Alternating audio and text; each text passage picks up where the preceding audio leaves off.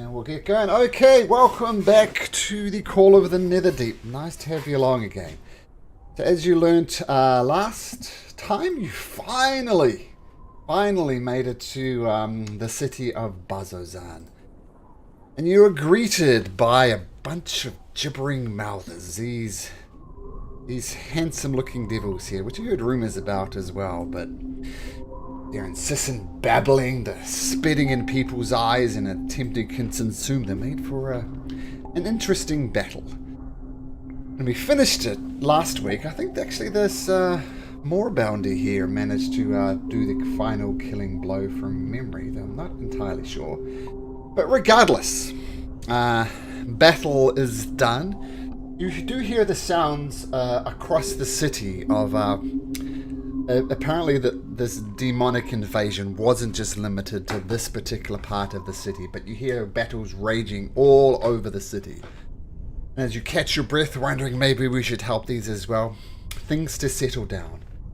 Seems for the moment, at least, Bazzoxan has survived yet another demonic invasion. And Viren, this drow, fought alongside you. This gentleman here, he kind of wanders up to you as a group. Let's just assume everybody's together. And he says, look, I'm not entirely sure who you are, but you stood in defense of Bazzoxan, and I thank you for that. But who in the bloody hells are you?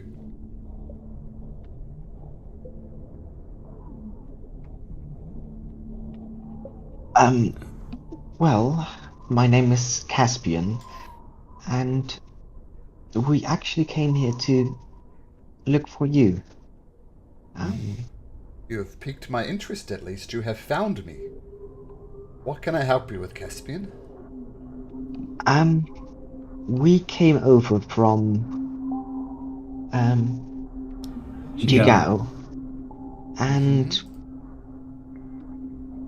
there we found a very interesting thing, and after asking there, really quickly trying to find all the names, Ushru,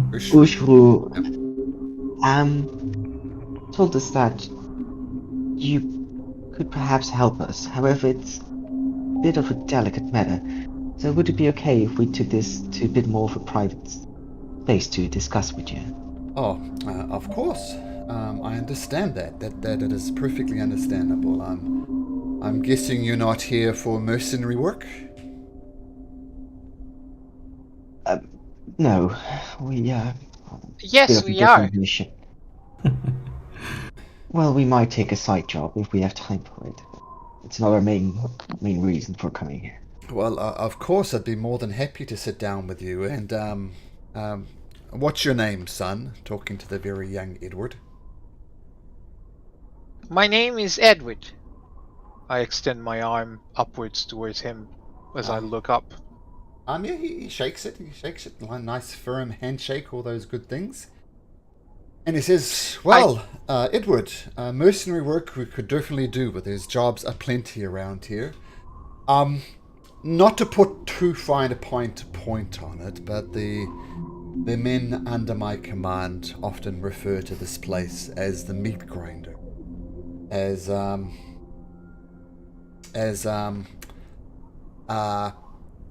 We get regular groups of Bazzoxan's Aurora watch soldiers coming into Bazzoxan, but it seems every time 10 more arrive, 10 more die.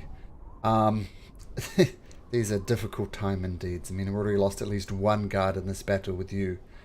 But if you're wanting to stay and work, we wouldn't say no. We definitely need the help. So, regardless, Caspian, this matter that you've fought demons for me, I'd be more than happy to discuss it with you. However, as you might have seen, we've gone under a bit of attack.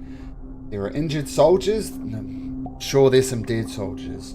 I need to sort that out, deal with the aftermath of this battle, but I'd be more than happy to meet you in the barracks, say in a couple of hours or so. And he points out where the barracks are, which you already know actually, here at B4. More than happy to meet with you a couple of hours to deal with this aftermath. If you want to make yourself useful though, I'm sure they could use your help at the infirmary. And he points out the infirmary, which is... it's a really mysterious B3 hanging above it for some reason. Right, then that's the first place I will go. Thank you very much, and I'll see you later. Okay, and thank you again for your help. We have much to discuss, but forgive me, duty calls. And with that, Winston just whispers, "You are really badass." And as he's leaving, he turns his back to kind of gives his glaive a bit of a twirl, and then it slots effortlessly in this kind of scabbard he has on the back.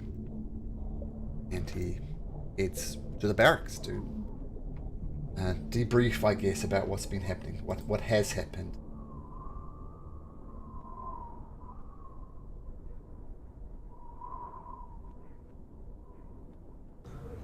Okay, to the infirmary. Okay.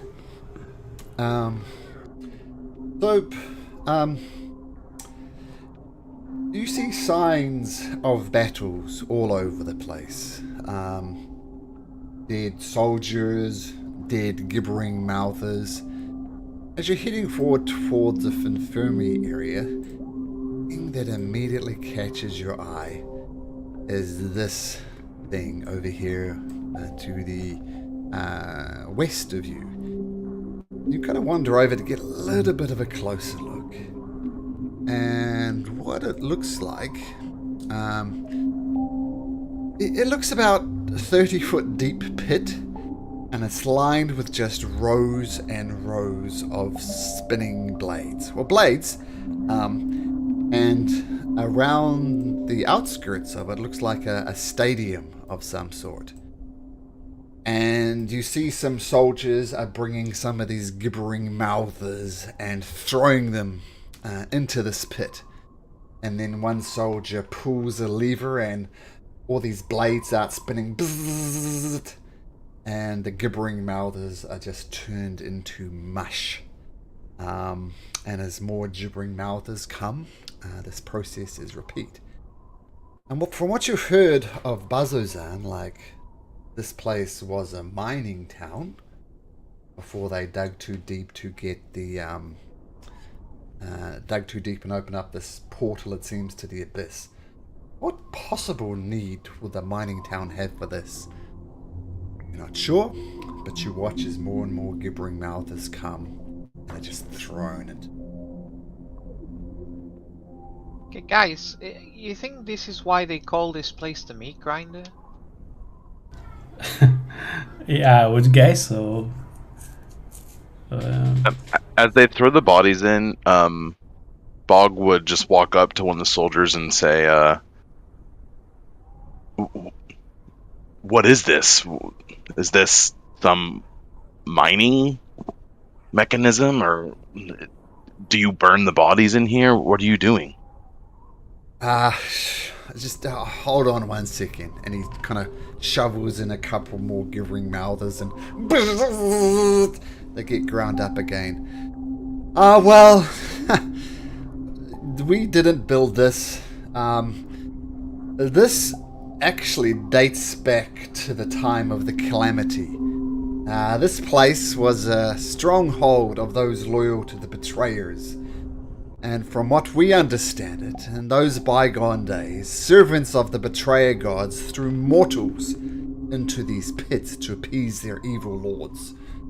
It was literally sacrificing mortals to the Betrayer gods. Now, when this town was overtaken by mining, kind of fall into disuse. And unfortunately, I'm not sure how and think about it, but we've managed to make great use of it in the meantime to get rid of these demonic bodies.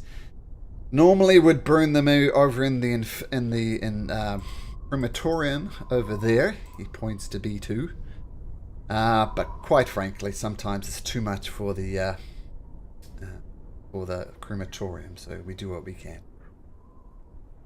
And burning the bodies destroys them completely here, but does this machine also destroy them completely?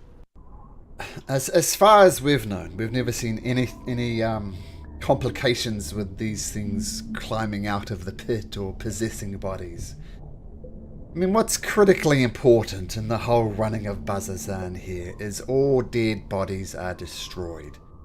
I'm not sure you're here as mercenaries or what, but if you die here, regardless of what your religious practices are, regardless of what your wishes are, you would be burnt. Because unfortunately, any dead bodies that are left around, like in resting and state, we've had multiple instances of demonic forces taking over those bodies and causing more problems or not. So, good luck to you. Good luck surviving here. The gold is good, but if you do die, you will be burnt. Oh, well, thank you for taking some time out to educate me.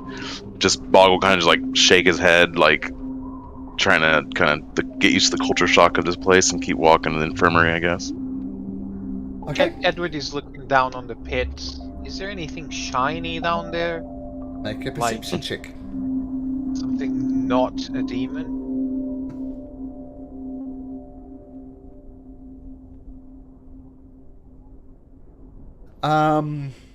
It's just goo.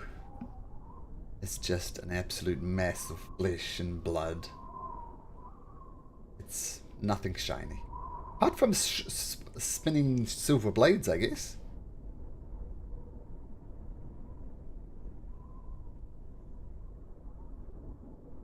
Bog, as Edward walks back, and I assume we're making our way to the infirmary. Why is it that everyone is talking about death? It seems like they know we're going to die already.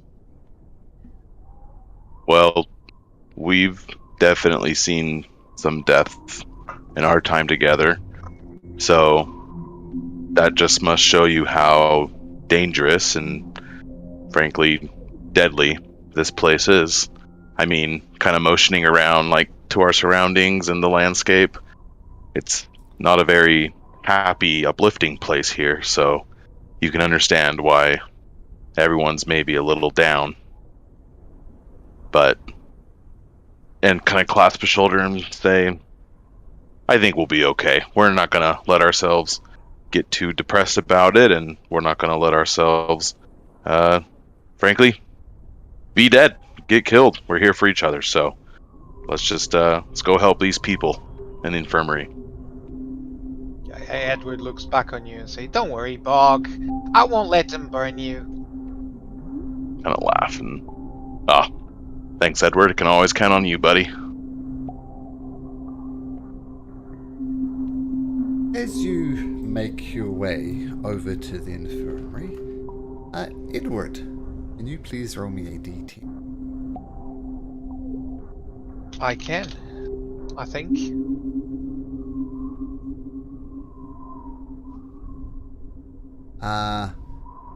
Right between these two buildings there, you see a couple of members of the Aurora Watch. One of them a drow, and one of them a bugbear. The drow is kind of... both of them have obviously been involved in this battle with the gibbering mouthers. They've both got like looks like bite marks. One of them's got his eyes closed, and it looked like took one of those spit attacks from the gibbering mouther right in the eye. It's swelled up and is completely closed over. And the drow is kind of sitting with his back leaned up against this building. Like all the buildings here, it would be condemned in a normal city. Some of the walls have partially collapsed. holes in the roof, just boards serving as a door. You can see just to get in, you just move these boards aside, then place them back as you enter. The only, actually, except for this one, this is the barracks. Except for that one, the barracks is in perfect repair. In stark contrast to just the desolation of the city. But regardless, this drow has leaned his back against the building and has got his head and his hands, and he's just sobbing. Like big, ugly, snotty, messy sobbing. And he's just crying and crying, and the bugbear is kind of patting him on the shoulder, trying to reassure him, but looking nervously around to make sure nobody's watching. And he notices you watching, and other people are watching. And the bugbear goes, come on, man, get it together. Don't let the captain see you like this. And the drow just, it's just too much. These demons, they just come, and they come, and they come. I'm gonna die. I know it. I'm just gonna die. I gotta get out of this place. I gotta get out of this place. And the bugbear looks around nervously again. Don't talk like that. The captain hears you. He's gonna have your head. You signed a contract. You need to stay here for the majority of contract, or we'll have your head. The guy, tell yourself, at least that way my watch will be over quicker. I'm gonna die either way. I need to get out of this place. Goes back and forth. Bugbear trying to reassure us. But it seems the latest demonic invasion has just broken the back of this guy. He's just lost it. Did you see? Caspian will walk up to them. Okay.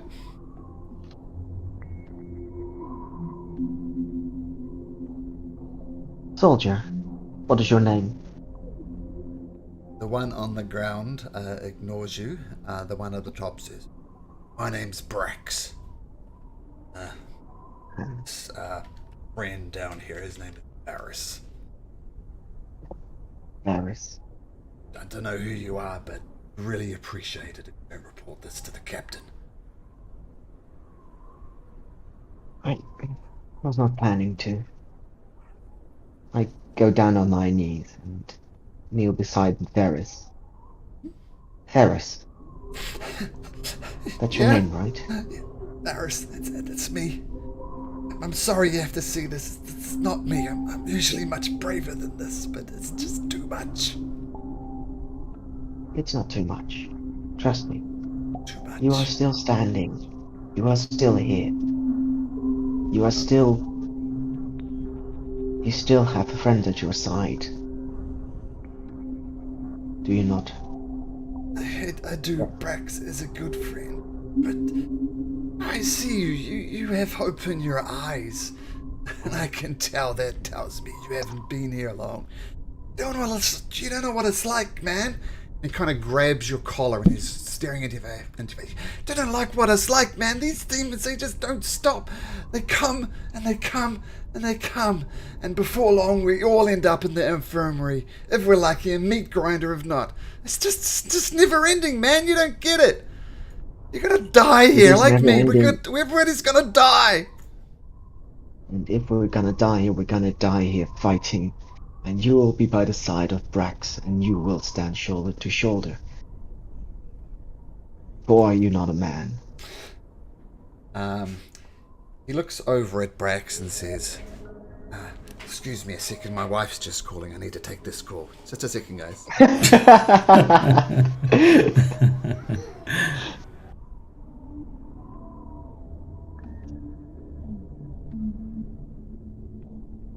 Well, technology is very advanced here in Bazzoxan. Yeah, I don't know why they keep complaining. I never That's seen this sending spell just coming straight through. Oh. The voice from beyond even has a wife. Places. Hey, was the main reason we're here for Varys or Varen Thalis is because the goblin who had a vision basically just said, hey, this guy should know some more? Yeah. Yep. No, I think it's more like this thing is from the time of the calamity. There's no other place closer to what happened during the calamity than Okay, Bazzoxan. The person that knows the most or is in charge in Bazzoxan is Verin, so maybe he knows who to contact about it. okay. So Varin or some other like calamity or vestige expert. Yeah, there must be someone in here that knows more about the calamity.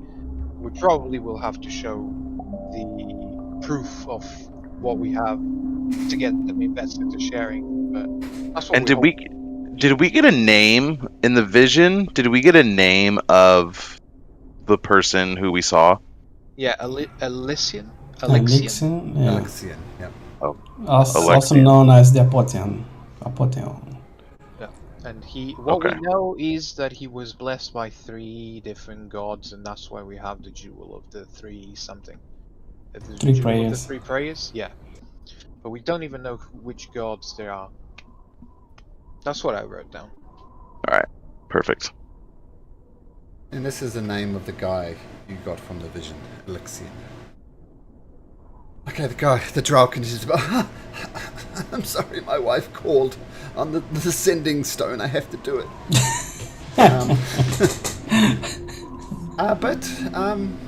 Caspian, can you make a persuasion check, please?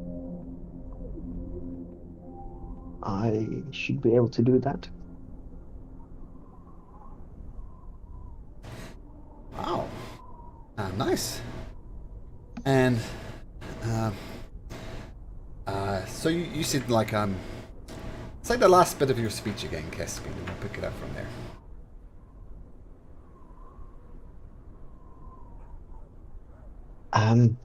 Damn. But you are still standing, and you are a man.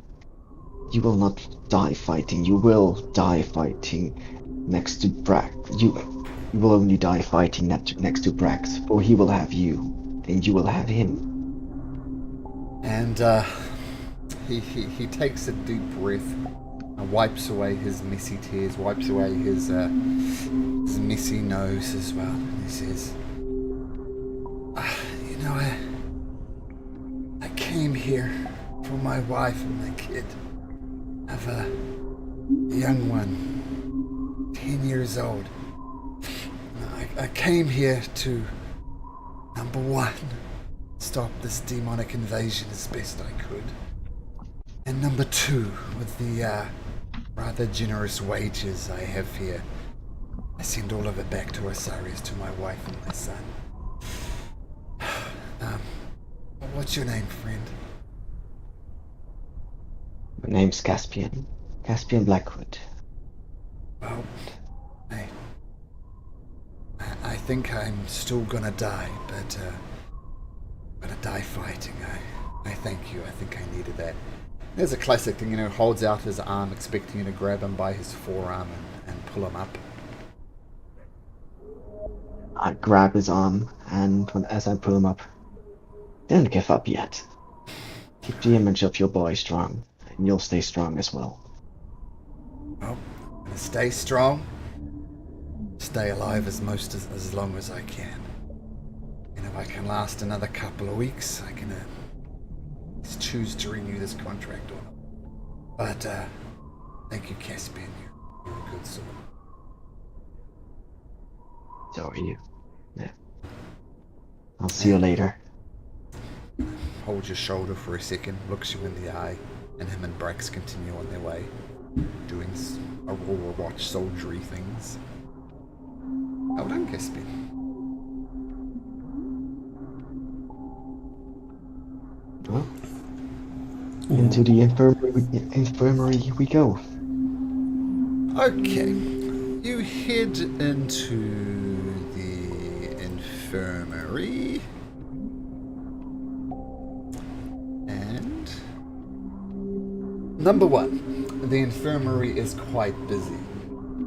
Even as you enter, you see wounded soldiers come, some showing hideous attacks from these gibbering mouthers.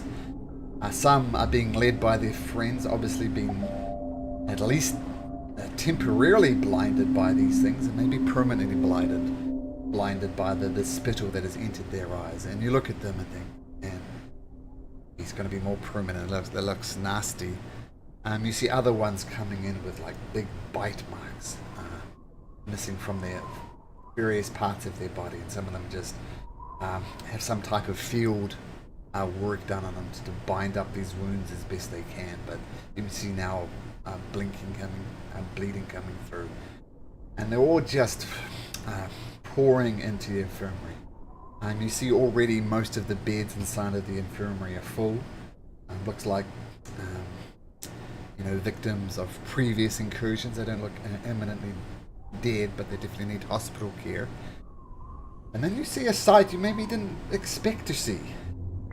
You see a Maggie, big old Maggie, and she's approaching. She's got the other people that you've met back in Jigao and on the road as well. And you see oops, just lost my place here, just a second. Yeah, you see Gassaliad, you see Irvin, you see Dermot, and they all look injured. They've obviously been caught up in this battle as well somehow. And you see in Maggie's hand, you see him holding Ayo Jabe. And she looks by far she got the worst of this thing. You see Maggie's hand are just caked in blood. Doesn't look like Maggie's blood. Maggie did pretty well in this battle. But he's carrying Ayo Jabe and his hands are covered in blood. And she's, oh, get out my way! Get out my way! And he's just going to try and push his way past you guys. What do you guys do? Maggie, stop! Maggie! What? She's hurt really bad! What do I do? Show it to me. Show it to me. And he looks at you and he says, oh, and he places her gently down. That's mouth thing. They did a number on her. I think she's dead. What do I do? Is she dead? Is she unconscious? Make me a medicine check. I also want to be looking for that. Okay, so both of you make independent medicine checks. Caspian. Okay, Caspian, she looks like an absolute mess. I mean, almost as a reflex, you try and put pressure on this ugly wound on her thigh, and the blood's just seeping on. You're trying your best to keep it down. Bog, you see what's happening. She is not dead, but maybe in a couple of minutes she will be. She's effectively bleeding out. Like you see Caspian trying to do the best as he can to stem this wound on her leg, but it's just a mess. The moment I realize she's not dead, I'm gonna use my healing hands to cure her. Okay. Is this Edward rolling to attack her while she's dead? Finish her off. Finish her off. Okay, so Bog, you do your healing word, and your how much hit points are you pumping into her? That was 8. Oh, sorry. Using your healing hands, right? You get to determine how many hit points. No, it's just a roll. Okay, well, roll away. 9 healing hands. So, number 1, this instant triage by both Bog and Caspian has at least stemmed the bleeding. She still looks like a mess, though. I mean, she's usually, got this nice blue tan, and it's almost looking a little bit more green now. But her eyes flutter open, and she's Bog and Caspian and Maggie as well, and as well as her allies. And she looks up at you. She says, "Caspian, you healed me." Yeah, it's not your time yet, buddy. Bog? And before you can answer, Maggie goes, we thought we lost you, but he's Bog and Caspian came to your aid. And she weakly gets to her feet. I mean, she's still a mess, but Bog and Caspian have brought her back from death's door. And as she's wobbly getting to her feet, Dermot comes up, and he grabs this little goblin, and he grabs up and looks up into Io's. Io, I'm so sorry. I'm a cleric of the Luxon. This is what I do. I tried to heal you, but I was out of healing spells. I tried to keep us alive. That last hit, I'm so sorry. I am so sorry. And Io kind of reaches down and kind of pats him on the head. It's alright. You did our best to keep us alive. I appreciate it. And she kind of stumbles and she almost falls to her feet again. And you hear a voice from inside. It's a drow. Says, "Look, she is clearly injured. Bring her in. We'll tend to her inside. Bring her in." And even now, more and more soldiers are bringing the wounded into the infirmary. Maggie just scoops up Io again and just takes her. And there's a guy sitting up on his bed. He's got his arm shouldered, and Maggie just kind of pushes him literally out of the bed. And he falls to the ground. He goes, hey, what the hell? What the hell? And then Maggie just stares at him for a second, and the guy turns punch. Oh, I'm okay. It's just an arm. And he doesn't know what to do, and he just wanders away. And to be fair, he doesn't look nearly as injured as the other people. So Maggie pushes him aside and lays her down. And you see Dermot realizing he's safe. He's starting to go and doing not magical healing, but kind of bandages, triage, that type of thing as best he can. As does Garsaliad and as does Irvin. And Maggie does not. He's staying steadfastly by Io's bed. What happened with you guys?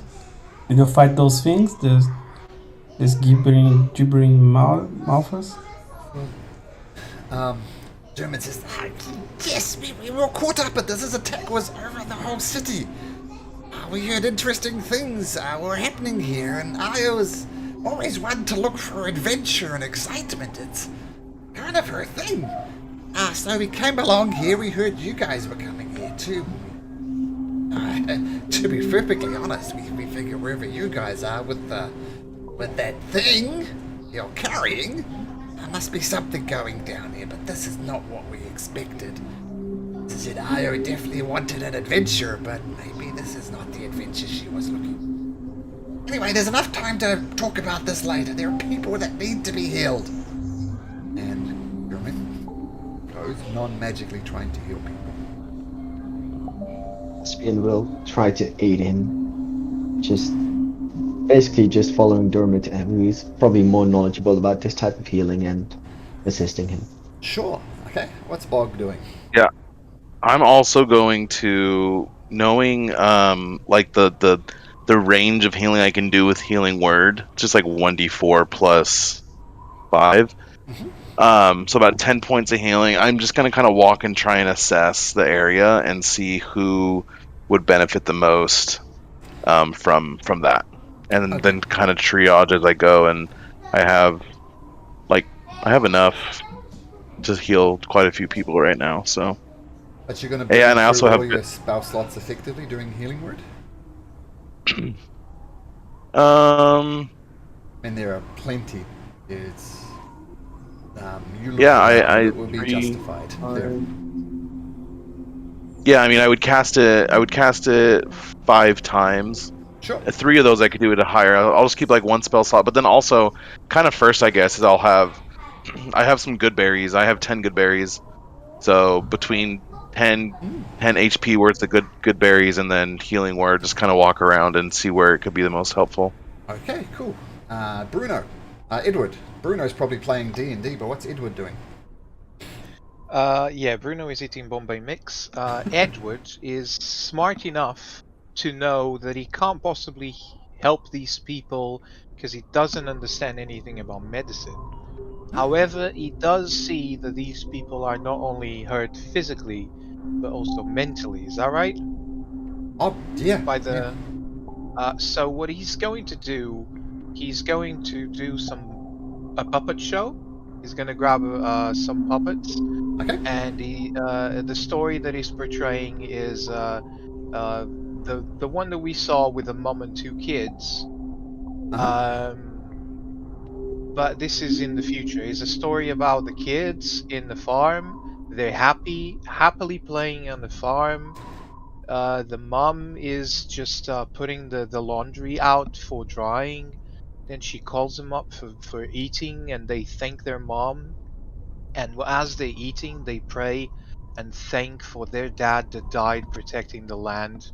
Um, try to portray the work that people are doing here, even if they die, is going to be remembered for generations, and they're keeping the realm safe. So that's what Edward is going to do. So basically a puppet With puppets. show to remind them of what the hell they're doing this for in the first place. Yeah, Make me it's a not for the performance money, check. most. Yeah.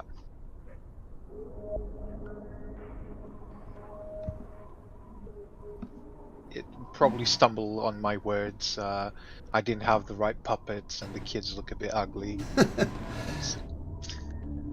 Some of the people there who were there to start with, they take notice of your performance. But they kind of smile. Almost like enjoying the effort that you're putting in, not necessarily the performance. But you get some smiles regardless. But the people who are coming in who are injured and hurt pay you no heed. Vincent. I guess Vistin is also not good with medicine. He is just going to then check the entrances and see if where is the least guarded entrance, and then he's going to stay watching there, guarding one of the entrances. And I mean, if any other attack starts, he's already there, prepared to help. Guarding the entrance of... The infirmary, yeah. Oh, okay, cool. Okay, so in case any more demonic forces or some ne'er-do-wells come, you'll be there standing. Okay, so with the puppet show going on, I imagine Kemek is doing her best to help as well with her healing magic. Daku, I'm not sure what Daku will be doing, but maybe he can tell us if he comes on. He said it'd be about an hour, so we'll see.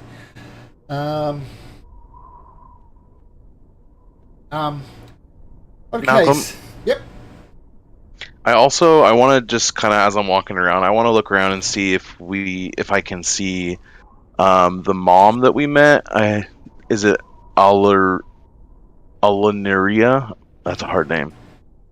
I don't know. Yeah. The mom who was talking with the two daughters that we spoke with. Okay. Perception. She's either not in the infirmary or alive or dead on the streets. You do not see her. Okay. Okay. So while you're looking out for the drow mother, you're healing the truly wounded who are looked on death's door.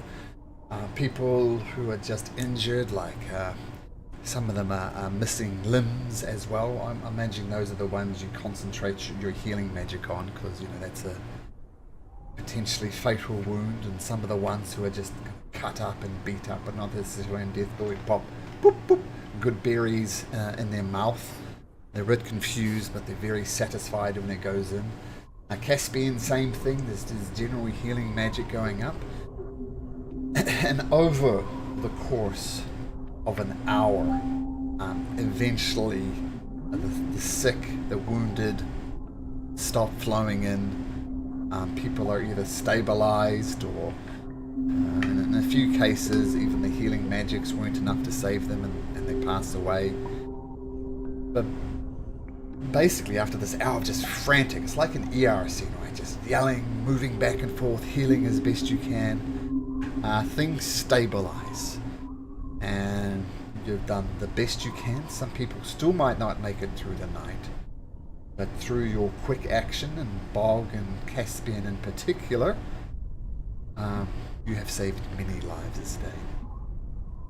And the Drow priestess, who initially shouted at you to bring the bodies in and stop gawking, she kind of, I mean, she's wearing an apron, which is covered in blood. And you stop and think about this for a second, like it's almost like a chef's apron. And you think, and she deals with this so often that she wears an apron. She is so used to this, she knows what to do. And she kind of peels off some gloves as well, which are also caked in blood, kind of throws them in a corner and kind of waves it off as if she's going to deal with it later. And she says, well, that was some quick thinking. That was a nastier attack than usual. I thank Zelexius that you have come in time and saved the people here. I don't know what I would have done without you. That was truly an awful attack. I don't know who you are, but my name is Bazzoxan, and I thank you for your quick action. You have saved many lives today. Well, I'm glad we got here at the time we did, so we could help. I'm glad to hear that this was worse than usual, because if this is usual, that's even worse. This is the worst attack we've had, say, in the last 10 days or so, but it was a doozy. I mean, this whole place is just depressing. I mean, the dynasty is trying desperately to reclaim this place.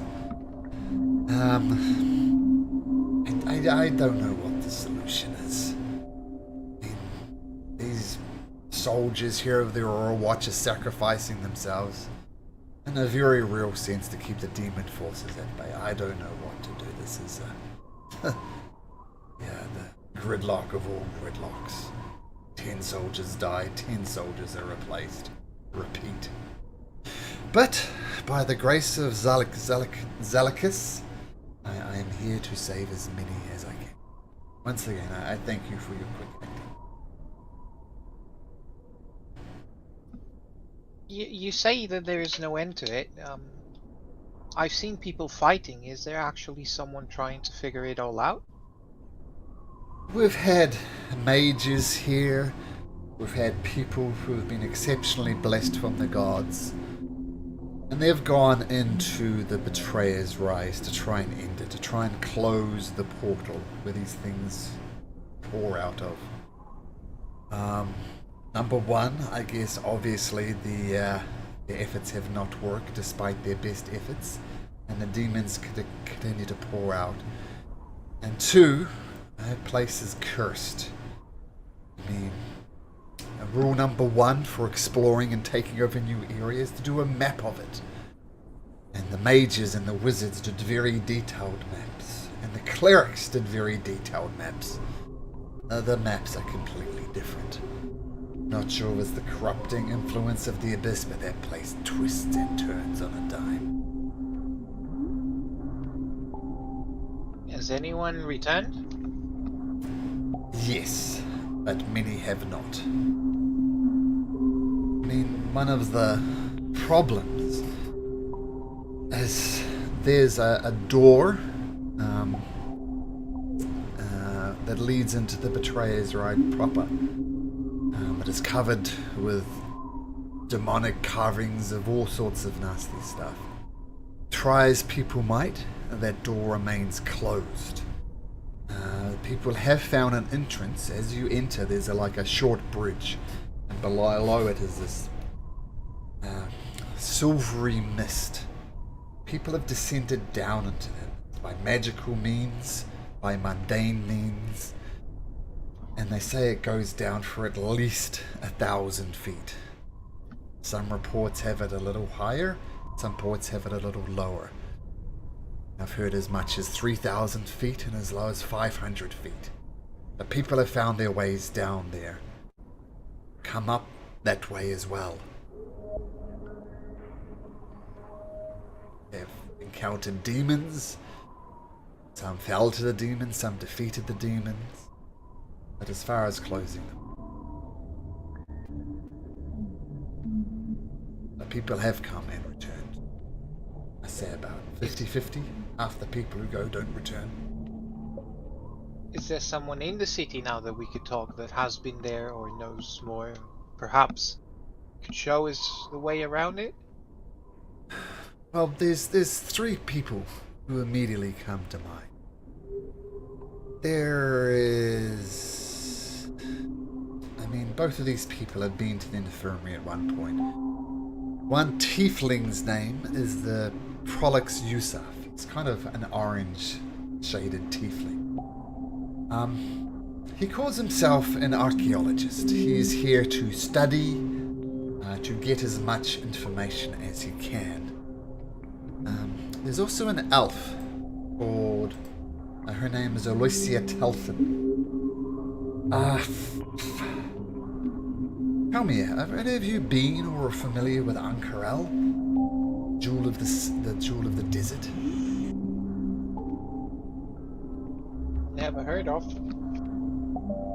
Oh, This is as far east I've been. well, there's a whole world out there to explore, my friend. This is on another continent. Continent known as Marquette. It's a city built upon a desert. It's called... the name just slipped my mind. It's called... Ankarel. Ankarel. Both Prolix and Aloysia Telfin are from Ankarel. Aloysia, he works for the consortium of the Vermilion Dream. I don't know much about it, but that's who he works for. And Prolix Yusuf, Sorry. I'll copy it in for you as soon as I find. Here we go. So the second one, Aloysia Telfin, is working for the consortium of the Vermilion Dream, and that I was an accidental copy. And she goes on. I don't know much about him. Both of them are seeking here for knowledge, and I had rumors that Aloysia is looking for someone to help her go into the Betrayer's Rise. Sure, she's looking for knowledge. A lot of people go in there looking for artifacts. And the archaeologist that I mentioned, he seems not to put too fine a point on it. That's a terrible copy. He works for the elite. It's Allegiance of All Sight. I'm sure you guys see how that works. He seems interested in knowledge and learning more about it, but he doesn't seem at all interested in going into the Betrayer's Rise. Tell me, are you looking to go into the Betrayer's Rise?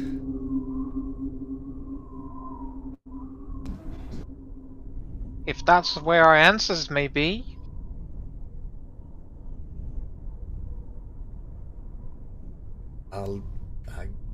Good luck. I said, half the people who come in here don't come out. The third person who you could talk to is another tiefling. His name is Question. He works for the Cobalt Soul. Once again, gathering information about the Betrayer's Rise. Expert on the Calamity from what I hear about. That would be interesting persons to talk to. I think I think Aloysia and Question you could find in the Ready Room. And she points to an inn across the road. B7, Ready Room. And last thing.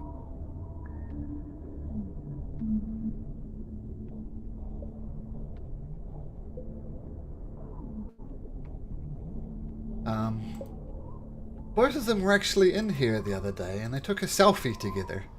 This is what they look like.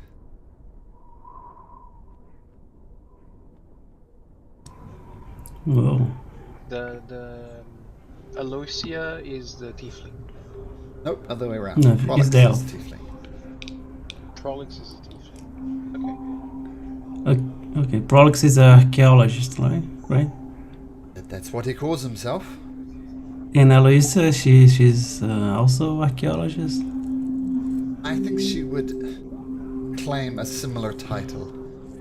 But I guess the difference between them two of them, Prolix, interesting character. I think he has no interest in going into the Betrayer's Rise. But Aloysia does. Since you've been so helpful to me, I have one more piece of advice. Are any of you familiar with the Abyss? Do any of you speak the language of the Abyss?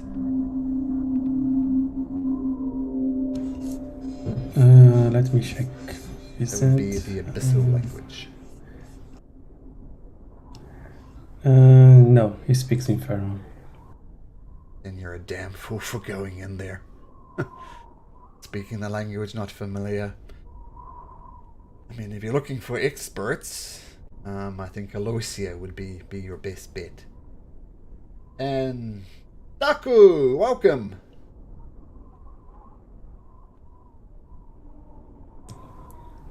Hey, man. Hello? Hi, did you get your aircon working? Yep, and it's now 105. Oh, really? Wow. Well, I hope it comes down a bit from there. That's brutal. Yeah, me too. So what's happened so far you've missed? They talked to the leader of Varen Thalas, who said he could answer some questions. You hinted that you had you said you had some questions for him. And he said he'd be more than happy to help you, but he needs to deal with the aftermath of this battle. You came across a drow who had seemingly lost all hope and was looking to desert his post. But Caspian calmed him down and strengthened his spirits. You rushed over to the infirmary to help people as best you can, which you did. And the most notable thing, I guess, was you saw the 5 members of the other party. Yes, Christian is a tiefling. And Ayo Jabe was very, very badly injured. Maggie was carrying her in her arms, and just blood everywhere. She was looking like she was on the way out. But Bog and Caspian sprung to her aid and saved her. And at the moment she's lying in the infirmary as Maggie pushed a patient out of his bed so she could have a bed. And now was that, sorry? I said I gotta stop being late. This sounds like a lot. There's a lot. And the final thing is, after the infirmary calmed down, you talked to a drow, this lady called Bathu Deer, who's the head surgeon doctor there. Because you're so helpful, she's pointed you to 3 people. Prolix Yusuf, a tiefling who's an archaeologist looking for information, who works for an organization called the Allegiance of Allsight, which you don't know about. Aloysia Telfin, who's a female elf who's perhaps looking to go into the Betrayer's Rise. And finally, someone called Question, who's a tiefling who's working for the Cobalt Soul.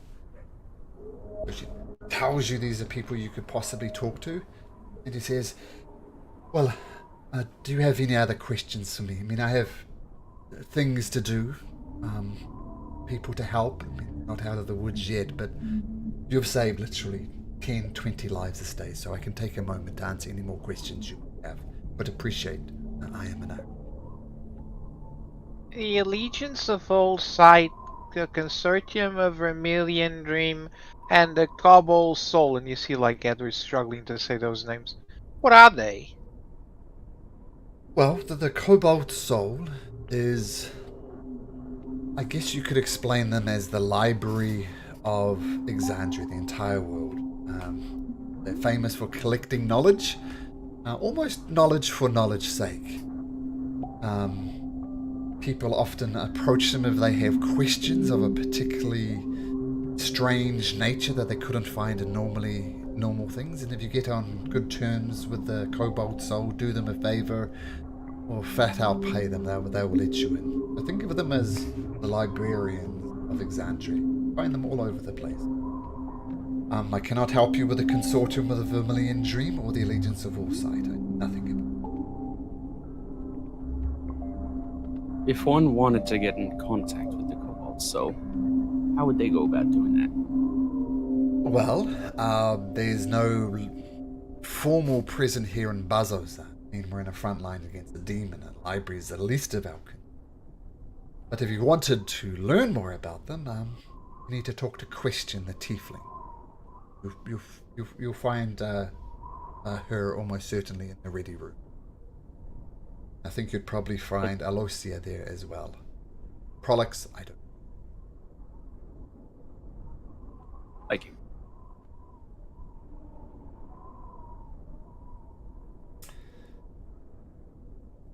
Any other questions?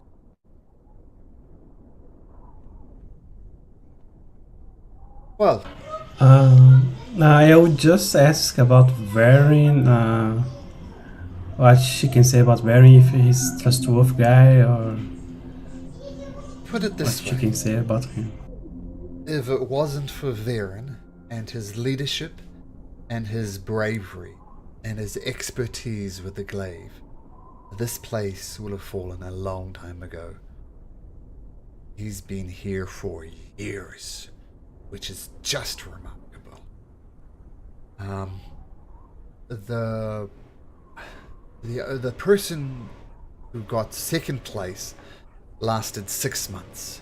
He kept on renewing his monthly contract, but after 6 months he had enough and went to somewhere else to retire effectively. So Varin has taken on the mantleship of leadership. As I said, if it wasn't for him, this place would have fallen a long time ago. I have the utmost respect for him. Yeah, he looks very badass. He is badass, and that's why people follow him. Yeah, I would follow him also. Okay, just double checking. Thank you. And your mind goes back to the battle against the gibbering mouthers, and he was definitely an expert with that glaive, just carving through gibbering. Okay, so thank you once again, and let's just say, if you get in the Betrayer's Rise and you manage to escape, but you are injured, come here. I will have some healing magics for you. And one final thing while I'm thinking about it. I have this scroll that I've been holding on to. Not sure if this would be useful or not, but it is kind of an extra level of healing. Like if you're under a curse, it would remove that curse. If you turn to stone by a Medusa or some similar creature, it will reverse that effect. If you're taking blows that you just can't seem to heal from, it will heal you from that. Now I know you've helped the city a lot, but this is very, very expensive. Normally I could...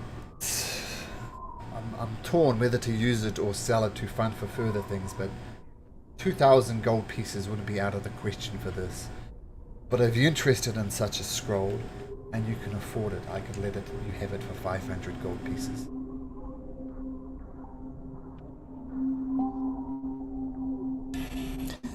Well, guys, I'm pretty broken. I don't know if you guys have the money, but I'm really broke. Yeah, I'm definitely broke. Range. I've got 3 gold pieces. Would you need to see at night? See at night? What do you mean, friend? I don't know, I don't like glasses, and I got these glasses, and I showed them the goggles at night that Vincent gave me. These are pretty neat if you like glasses and you need to see in the dark. They look bad on me, but you can have them. We can trade. Well, friend. I appreciate the thought, but number one, I'm in an infirmary. It's well lit enough, and not to put a too fine a point on it, but I'm a drow. I see in the dark anyway. Got a fair point there. As Come I on, said, you're gonna really try to sell it in your first opportunity? Okay. I'm not selling, I'm trading. Yeah, same thing. well, Well, I I do appreciate believe- the thought, but not obvious to me. And I do not believe we have anything with which we can trade. So, Well, Look. Uh, I went through great dangers to win this, and I show him the Medal of the Horizon back. I won this, for I'm going to be the greatest bounty hunter this land ever seen. This will give you protection during one of those attacks. If you Oh. ever need to get out of here. And Well, she this looks- is what it does. She looks at the medal and turns it over. Of course we could trade for this. If you include another 495 gold pieces, you've got a deal. Really? I look in my pocket. I show him 144 gold. Is this enough? I'm not good with numbers. No, unfortunately not. Look, if you do want this scroll, there's I'm sorry I can't part with it. But if you can survive here for a week, take on mercenary work, or maybe survive Betrayer's Rise. Who knows what treasures you could find in there. Either way, perhaps this is an item for another time. Keep it safe. I'll be coming back for it. Alright. And actually, I mean, Bog, can you just make me an Arcana check, please, Bog? Just Bog.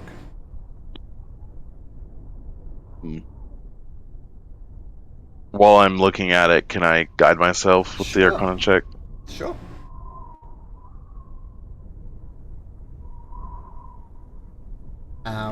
Bog works out what it is. This is a spell scroll of... Does any player know what this is a spell scroll of? For D&D Geek Points. I'm offering out D&D Bless- Geek Points. Lesser restoration. greater. Great. Lesser gets half a point, greater gets a full point. So this is mechanically what that scroll does. Yeah, it requires a gem, right? But with a scroll, we don't need it. Yeah, the diamond dust was used up in the creation of the scroll, so you don't need that.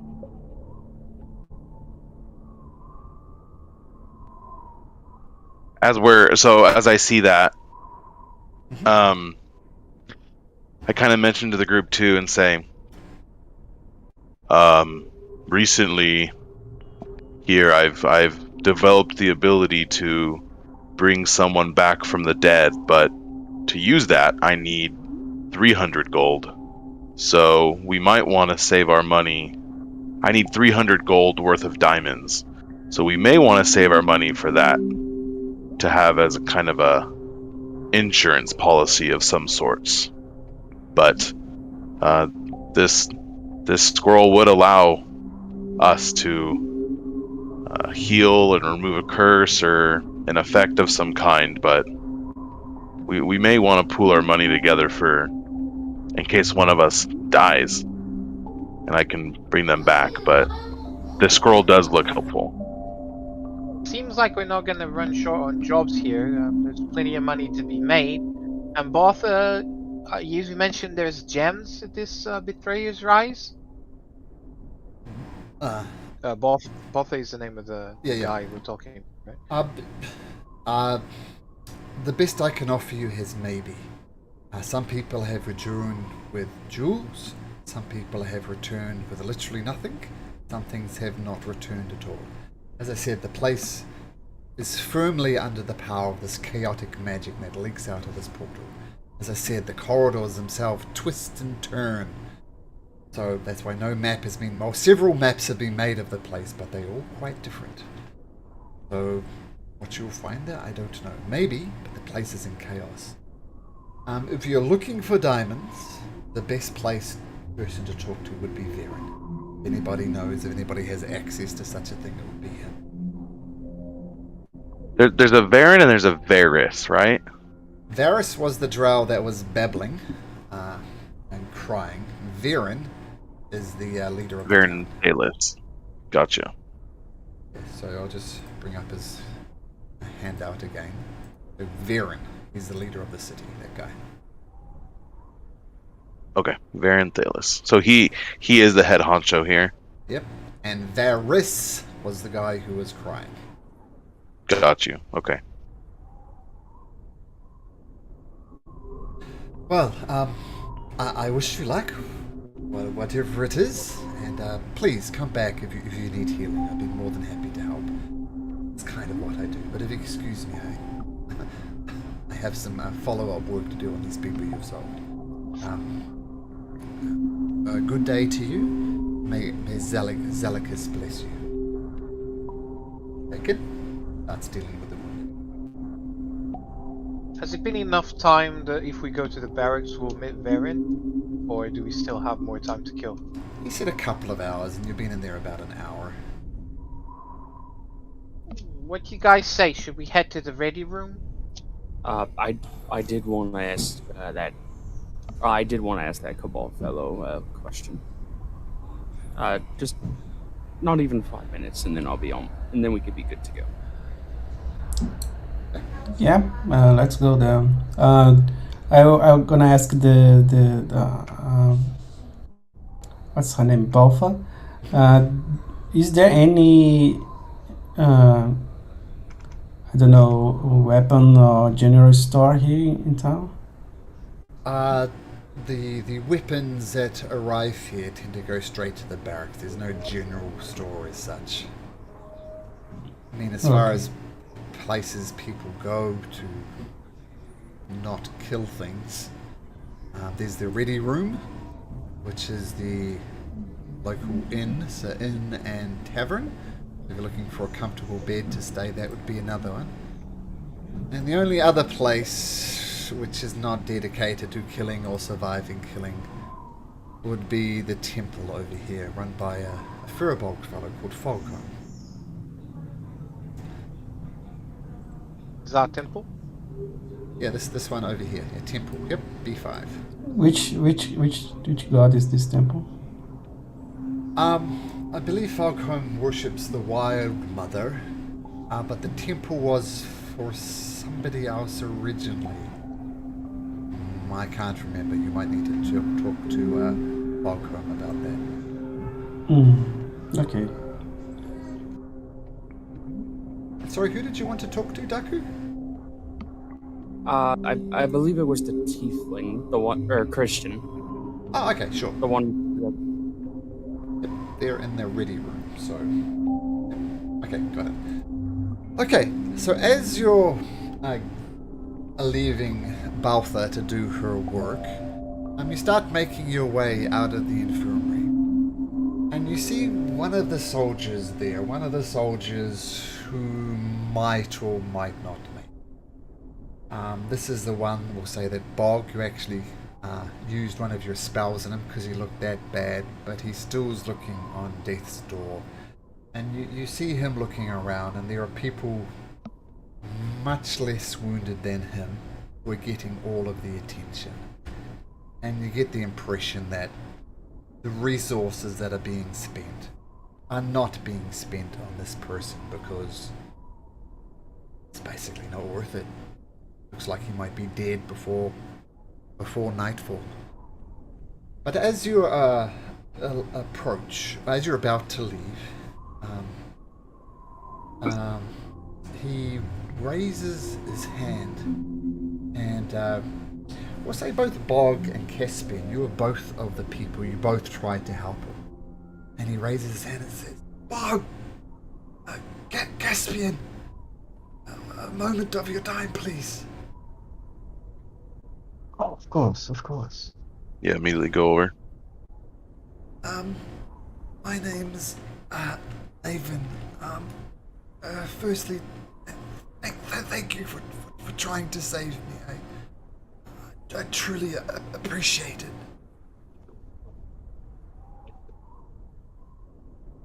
No, of course, and you're gonna be okay. Not so sure about that. I have one small favor to ask you, if that's okay. What is it? What can we do for And he points to like a satchel on the side of his clothing. I mean, he isn't. He was wearing leather armor and some of it was cut away to deal with his wounds, but he's basically come in with what he was. And he points to the satchel and he says, Caspian, there's a small tiger's eye in there. Grab that, please. You know, tiger's eye is a type of gem. It's not a literal eye of the tiger. Yeah. Yeah.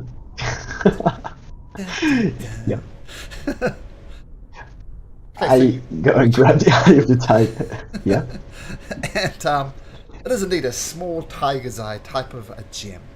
And it's carved in the shape of a rabbit. You kind of turn it around in your hand wondering what it is. And carved into the bottom of this rabbit is his name, Naven. And he says, would you mind placing that at the wall of the Unforgotten for me, please? It's just outside the ready room. Would you mind placing it there for me? Yes, of course. Anything else? No, just place the gem there. I'd appreciate it. Thank you. No worries, I'll take care of it. You just rest. And with that, he's putting in some effort, like almost holding his head up a little bit while he talked to you, but it kind of collapses back onto the bed behind him. Thank you. Thank you, Caspian. Thank you, Bog. You've done more than...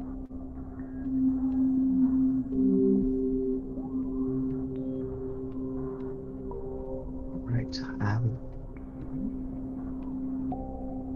Can I inspect the rabbit thing? Like, just see if there's anything off with it, I guess. Yeah, make an investigation check. Is it magical, perhaps? I'm guiding myself on that, in case it helps. With an investigation of 12, it doesn't appear to be magical at all. What you do notice, I say with a 12, is this is a rabbit. It's about 3 inches high, I guess.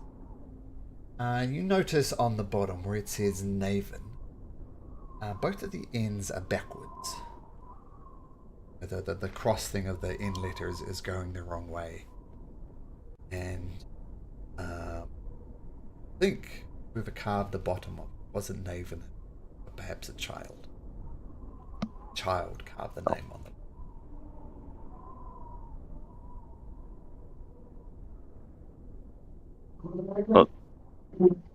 I'll mention that to Caspian and just say, it looks like a child of his maybe carved this for him.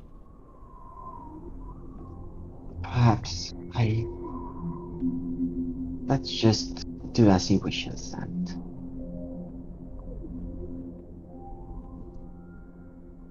I do not know what else to do for him. You make your way out of the infirmary into the... things are a lot more calm. I mean, the demon invasion, the aftermath of a demon invasion. And you see members of the Aurora Watch, the ones who escaped the attack relatively unscathed, going about their duties, going on patrol. And rather strangely, you notice people emerging from their homes, plainly not members of the Aurora Watch, plainly just families. And for some bizarre reason, people have chosen to make their home betrayers, right? Just living here. Not the place any of you, I imagine, would want to settle down and raise a family, but people are doing that. You notice them going about their business. What would you like to do? Daku would like to go and find Christian. Oh, okay. So assuming people want to go with you, you head over to the ready room. While you're heading that way, Daku, roll me a d10. Ready. 6. Ah. Okay. You see another bugbear and another drow. The drow was on some type of makeshift wheelchair. I mean, it's made from wood, like wooden spokes, a wood bent around the spokes to serve as a wheelchair, but it's basically made from wood. It's kind of rattling and creaking along as a bugbear pushes it, because on the drow was someone who's wearing Aurora Watch type armor, but is missing both his legs. And he's just forlornly pushing someone you assume is a friend northward up in this direction.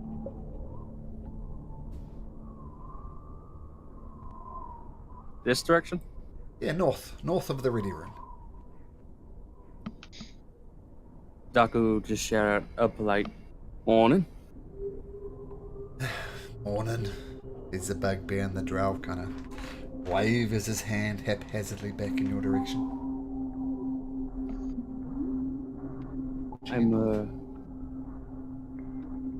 I'm sorry?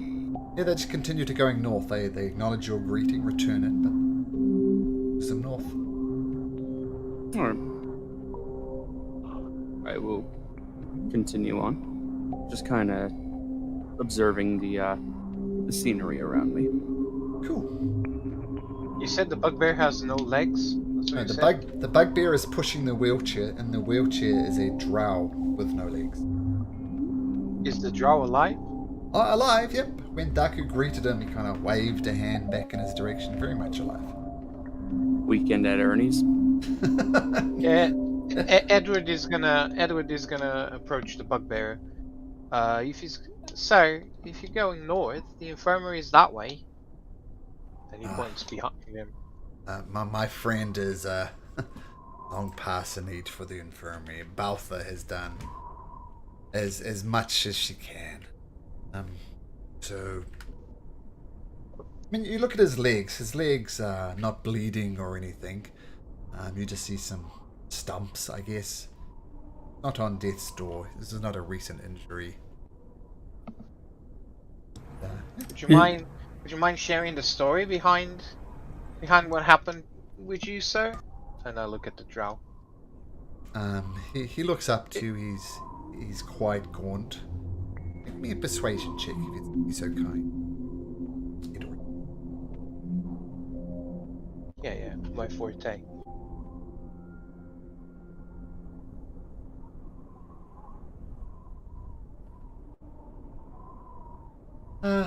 The drow kind of says, I mean, it's nothing in this story. Surprise. This place was under demonic invasion. These creatures, 7, 8 feet tall, walked upright on the insect-like legs. And they had arms, but they also had these huge claws. Truly an abomination. And, son of a bitch knocked me down with one of his arms while I was on the ground. Snip, snip. Off went his legs. You said they had both legs and claws. And arms. 6 limbs, I guess you could say.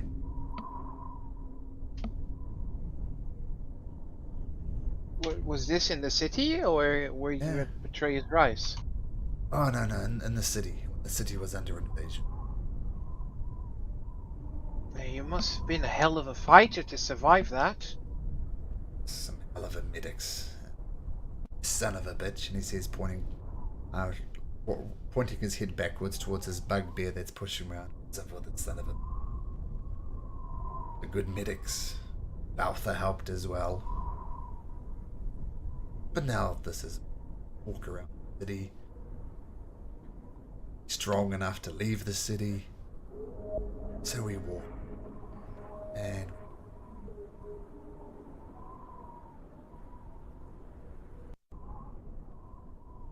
It's more than I can say for a lot of people I've met today. We were at the infirmary just now, and most of them weren't as lucky as you to have friends like you do. you say I'm lucky for losing both my legs, friend? He just means it could have been worse. But we are sorry that you went through that ordeal. He looks around, looks at his legs, looks at the wheelchair. Has it been worse? Really? You say it like there's nothing else after this.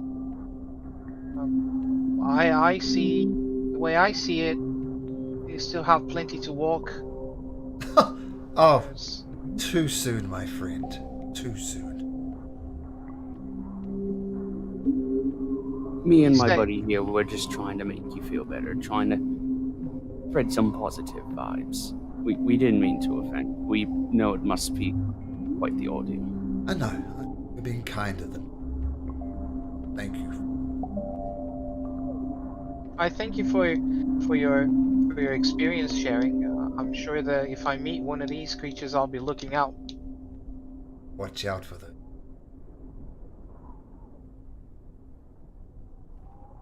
Will do, mate. Vincent just approaches the guy and he just opens his cloak to show his prosthetic arm, and he says, "Yeah, I know the feeling. It was not my legs, but I'm trying to make do with this." Great for you, friend. Where can I get a couple of them? I was thinking maybe I could create one for you in the future, but for now I'm not that capable yet. But yeah, if you give some time for me, I can study it more and probably I could create a pair for you. Grabs At least you could. He grabs a flask. At least you could. Okay. Oh, you go. You go. No, just say at least you could walk on your own without needing other person to help you. He grabs a flask by his side, takes a swig of it, and raises it to this guy and says, "Well, to the future then." Yeah, to the future. He says, "Okay. Can I have onwards, my one mighty cup of stallion." those? What's that? Can I have one cup of this drink that you're having?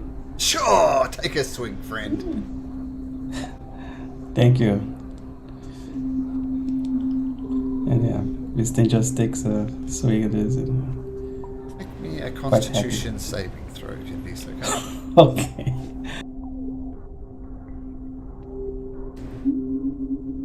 Okay, Constitution saving throw.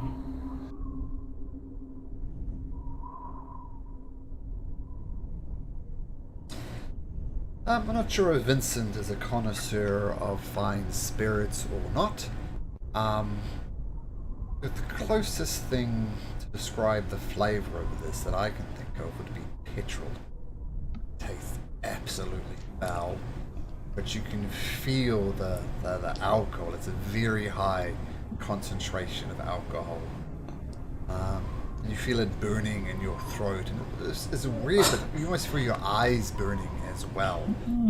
But you manage, not to cough it up or not to splutter or anything. You take this disgusting, probably somewhere in the city concoction and knock it down.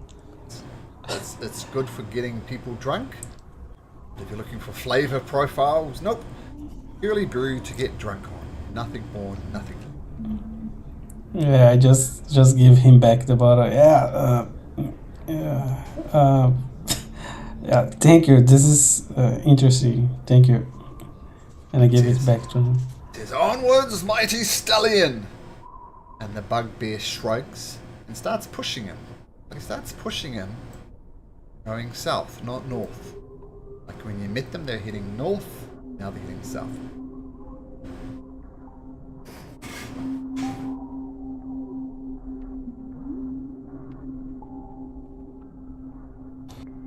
Okay.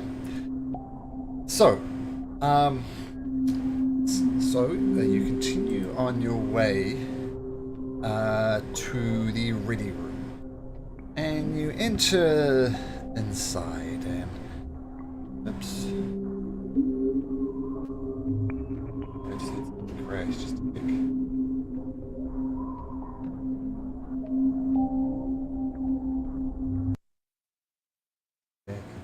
Second.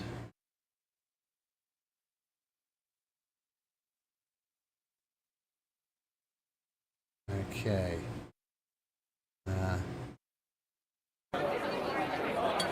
You guys hearing tavern noises? Yep. Yeah, quite busy, Okay. yeah. Good. Okay, so you enter into the ready room. There's a fair amount happening. It's a fairly busy place, and the ready room. So, it's basically a large barn with a steeple, pointy roof, and over the double doors hangs a sign that bears the tavern's name, the Ready Room, and it is written in 3 languages, 4 languages: Undercommon, Orc, Goblin, and Common. And you move inside of it, and the ground floor contains piles of tools, lanterns, shovels, ladders, and the like.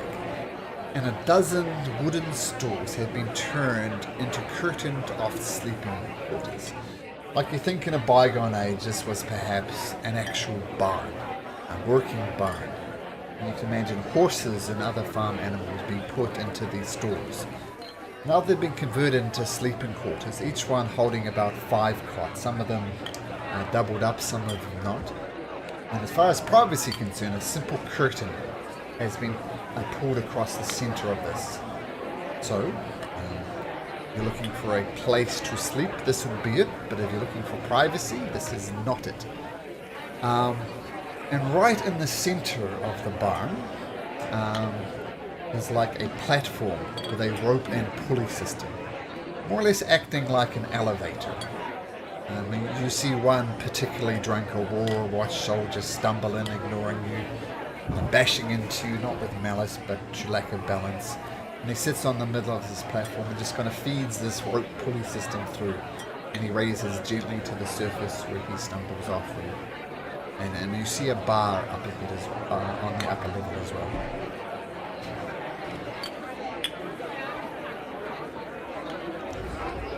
Hey fella, we are getting more drinks?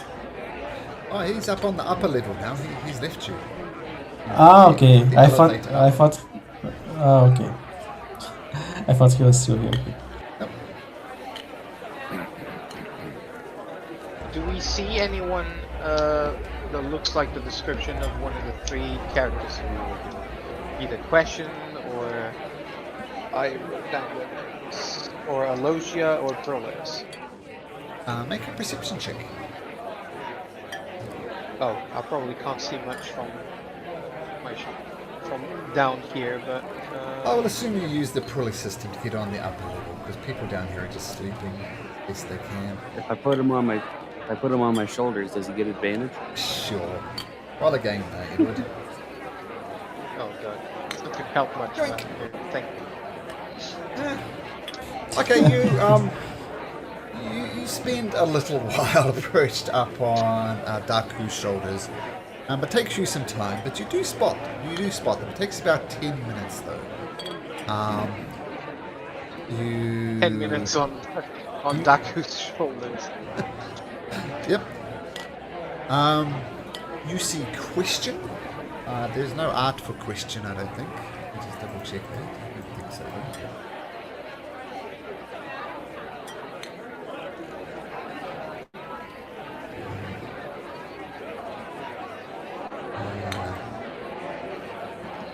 So just you see question, the tiefling, and you see her. She's sketching away in some type of sketchbook, and she sees you, and she kind of waves and beckons you over.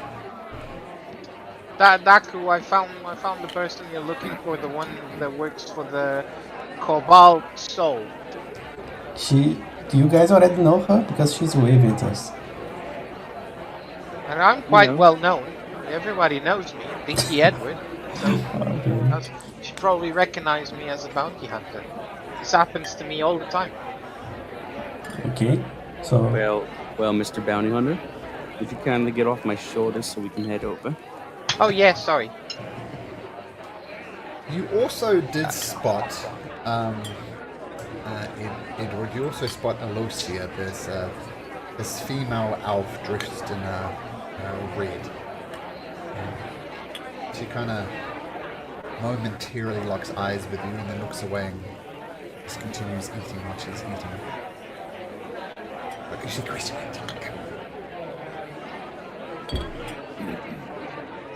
Shall we go? There's another fella there, but she doesn't seem as interested as this question woman. Let's grab some drinks and introduce ourselves to question. Can we see what he's drinking from here? It's a she, and looks like just a simple tankard of beer. And she's got a bowl in front of her, but the bowl is empty, as if she's finished eating. Daku would be the first one. Oh, well, I imagine he's following Edward, my bad. But he would start heading towards Christian's location. Okay.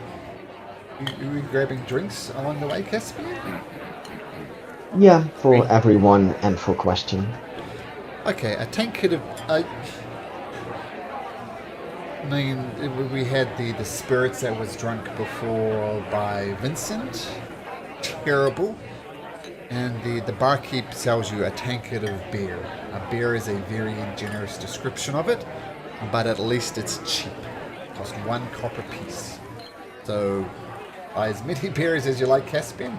And you guys cannot afford 500 gold piece scrolls, but you can definitely afford, I imagine, 1 copper piece beers. yeah, I guess so. Yeah, that at least. So for everybody, including Kimmick and Question, that'll be 7 copper pieces, Caspian. You're going to buy 7? Yep. Okay. So you tell the barkeep, I don't think you should buy me alcohol. You'll get in trouble. You already have it. You're not you afraid of a little drink, Edward? How old is Edward? Edward is not afraid of anything, okay? It's just... How old is he? He's 14, 15. Oh, never mind. That's probably fine here. You're in Bazzoxan. It's about the same age I started, so it's fine. I'm Okay, there you go. being responsible. If we get attacked and I'm not at my best capabilities, you might all perish, and then I have to burn you all. Drink, don't you think, buddy? Alright, I'll drink, but just a little bit. is one of those for me? Says the person who assumed this question. Is one of those for me? Yes, it is. Maybe join you at your table. Of course. And she stands up. There's not enough seats for all of you, but she goes to another table. Excuse me, are these seats taken? And the guy starts protesting, and she immediately just grabs his seat, not waiting for an answer. Scoots him under her tail. Okay, have a seat, friends. Have a seat. You are new to town, if I'm not mistaken. I make it my business to know who comes and who goes. And to be honest, you're not the usual drows. You're not the usual hobgoblins. I mean, the only other furbog I see, she says, pointing to Bog, is good old Falcone, but he's a bit of a bore, just wanting to grow potatoes as far as I'm concerned, and not doing a very good job of it.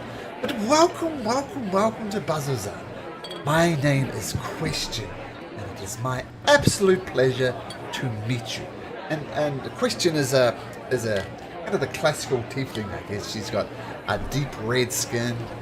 She's got quite big curly horns, and some tieflings, you notice, kind of hide them, but she kind of wears them proudly. And she's got a couple of piercings along them as well, with like hoop earrings off them, dressed in a bright blue robe, and her tail flicking beneath the table. She's welcome. My name is Question. It's my absolute pleasure to meet you. Who am I addressing? Who are you? Tell me your name. Tell me about you. The pleasure is all ours, Christian. These are my friends. We have Bog the Furbog. He's the furthest thing from a farmer that you'll ever meet. The heroic Caspian, the very bold and intelligent. I'm sorry. Is it Vincent or Mark? Because the name on Discord confuses me. Vincent. Vincent is the captain. I'm so sorry. Yeah. The intelligent and bold Vincent. The egotistical but able to back it up Edward. And I am Sir Daku. Pleased to make your acquaintance. Ooh, Sir As I'll Daku. kind of. He'll be a little flirtatious. He'll take her hand and do a little round. Well, Daku, absolute pleasure to meet you. You look capable. I assume you're here for mercenary work. That's right. Let me just warn you. You're gonna die. Let's just get that out the way. But good gold to be made. So good luck with your mercenary drink. I'll drink to your ultimate death at the hand of a demon. Cheers! Excellent to do. Okay, I'll do a Constitution saving throw with disadvantage. Okay. Whoa. You're taking your beer Nice. well, Edward. It tastes awful. Why are you guys always drinking this crap? You get used to it. This Yeah, isn't so boy. bad. It's a cheap way to get drunk. What more do you want? But Well, yes, we would indeed like to do some mercenary work, but I do have another question on top of that. I Of course. understand you're familiar with the Cobalt Soul. I am not only familiar with the Cobalt Soul, I am a member of the Cobalt Soul. Here doing research. Interesting. I myself am doing research, but for a more personal endeavor. Tell me, do but- you feel it too? Do you feel it? Feel what? Other people don't feel it, but I do. The history that surrounds this place, I can almost feel it, like there's tendrils out there to grab onto. The romance of heroes fighting against impossible odds, sacrificing everything for the sake of defending the world. And all these soldiers, yourself included, I guess, all done for people who would never even know them. They'd never think of them, never be able to thank them. Simply doing it because it's the right thing to do. And ages later, now we see the Aurora Watch somehow doing the same. Don't even know it. Edward burps really loudly, and then he says, "Yeah, I think I'm starting to feel it."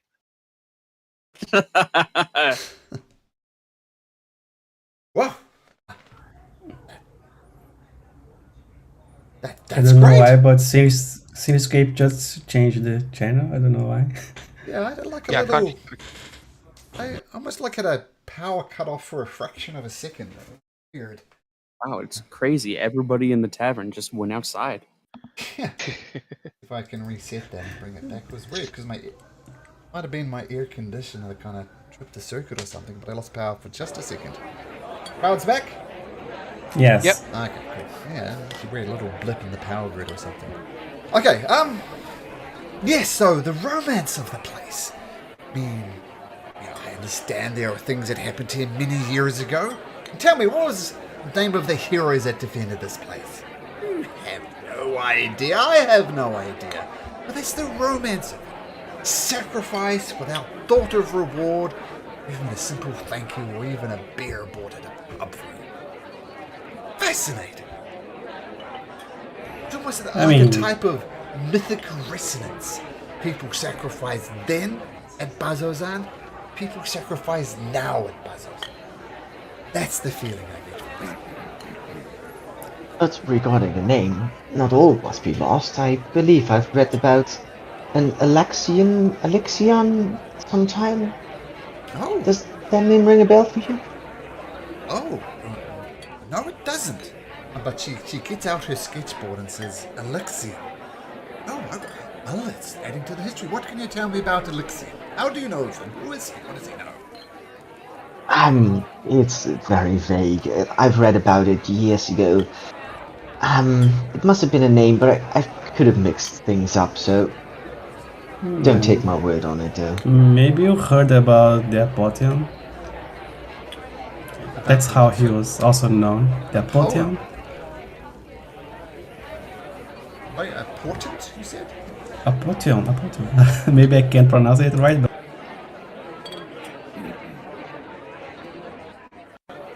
Yeah, I just typed it in the chat. Apotheon. Okay, sorry. Apotheon, okay, yes. I don't know what an Apotheon is. I don't know who Alexian is, but Alexian the Apotheon. Maybe there's something in the Cobalt Soul Reserves, but I've never come across that name, and I'm doing my best to study it. Can I do an insight check on him? Like, Sure. he seemed very knowledgeable and suddenly he doesn't know about this guy. Is he trying to hide something? You think she is generally has no idea about the Apotheon or Alexian. That's fascinating. What else can you tell me about the Apotheon or Alexian, please? And look, here's fair. Do share with me what you know. I mean, you don't seem like typical mercenaries. I'm suspecting you're not mercenaries. Maybe you're archaeologists of some sort. Edward is going to approach them, and you're welcome to stop him at any given point. But he's going to say, if you don't know about Alexian, I can tell you. He was blessed by 3 gods during the time of the calamity. We know this for he called for our help, and we're hoping... Nah, no, What? There. What for your help? Yeah, one drinks apparently already too much. We have read a book. It was an ancient term. We translated it. We might have even made mistakes. That sounds like a deception. Some people take it most. That's perfectly fair.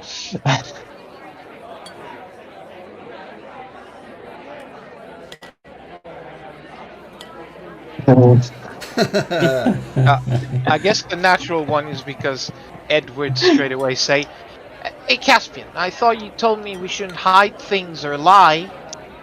No, he talked to us. Oh boy. These guys are very unobservant. You keep on referring to me as a he. I'm a she. Look at the eyebrows, look at the ears, look at my line. I am a female tiefling. That's the least of my thing.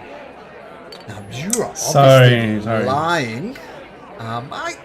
I can respect that. If you have something you wish to hide from me, that's fine. That's understandable. But I also happen to be an expert on this place. I've been studying it for a while. The calamity, the history of this place, and I've collected a few notes. So, the more you share with me, the more I'll share with you. We're looking for someone that's willing to go to the Betrayer's Rise, and he must know Abyssal. He or she. She. Thank you, Caspian. That's good. I am not interested in going to the Betrayer's Rise. I'm a scholar. I am not a fighter. But I would be very interested if you indeed are going in there to share any information you might have. And this vision that you had? Fascinating. I'll tell you what. I'll start this ball rolling. Now, You mentioned this Elixir guy and something about blessing by 3 gods. Well, that actually checks out for me, because I found this folk ballad very, very old. The parchment had almost disintegrated, and it was written in common, and it spoke of an unnamed, but maybe Elixian, of an unnamed halfway god. A champion who was given so much powers by 3 of the prime deities during the calamity that he nearly became divine himself. Halfway god. And That's him. Yeah, maybe. Yeah. well, it talks about him and his golden braids as well, and kind of deep brown skin. Does that match up? Yes, that's how he looks like. Well, He's in prison. And I don't know how this is related, but I also found this sketching was tucked inside of a book. I wasn't actually looking for it. It was tucked inside of a really obtuse tome, where I found this poem. And I also found this picture. And she brings out a picture. And this is what the picture looks like. Does this mean anything to you? Does it look like anything to you? In Caspian, at least, the top circle of it looks like the Jewel of the 3 Peers that I assume you're wearing below your cloak, out of sight. Yeah. Edward nearly tells it, but then he looks to Caspian before opening his mouth. Like, should I? I don't understand what I should say and what I shouldn't. I'll. That is linked in a way, and the way it is linked, I believe, is that to be a vestige of the Virgins, the Jewel of 3 Prayers.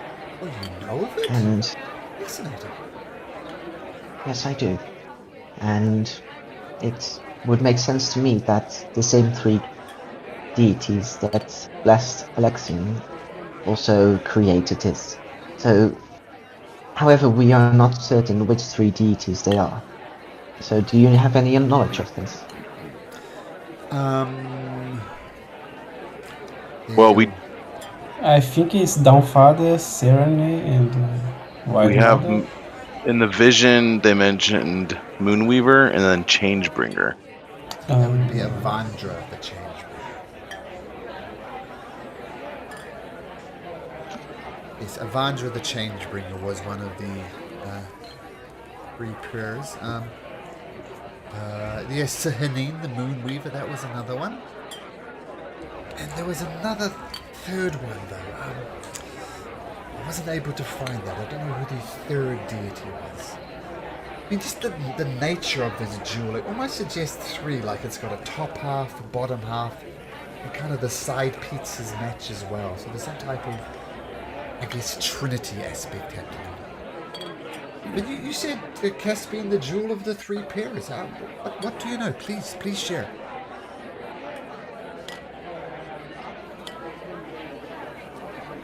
It is a vestige that was created for the wars, and it bestows powers on the wearer, defenses and cloaking mechanism. I'm not entirely sure what it all does. Why appreciate that. I mean, just knowing about it doesn't tell you what it does. But if this is indeed a vestige of a diversion, my goodness, what I wouldn't give to have a closer look at such an item. Now, it seems to me, this sketch that I found, I know vestiges of divergence grow in power over time. Like, they start out kind of normal, they expand, they get bigger, bigger, bigger, more powerful, based on the deeds of the person wielding it. Now, I'm not sure. Maybe this is in a dormant state. Maybe it becomes even more magical. Maybe it gets more leaves, more bits and pieces. No, but it's powerful. That I would not deny, for all vestiges are powerful, as far as I've always been told by stories. Sorry to interrupt, but just one thing.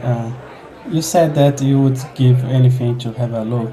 Like, hypothetically speaking, how much gold would you pay to see something like that?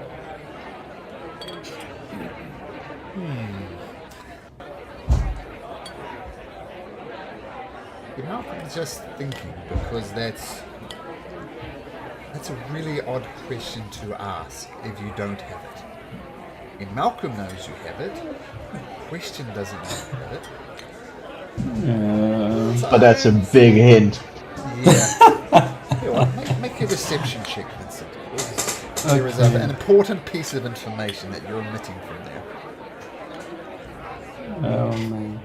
Malcolm, I also want to try to have some insight on if Christian has ulterior motives or if we can trust them in general. Sure. Okay, so a deception is from Vincent and an insight from Bog. I mean, she's a very happy, talkative tiefling.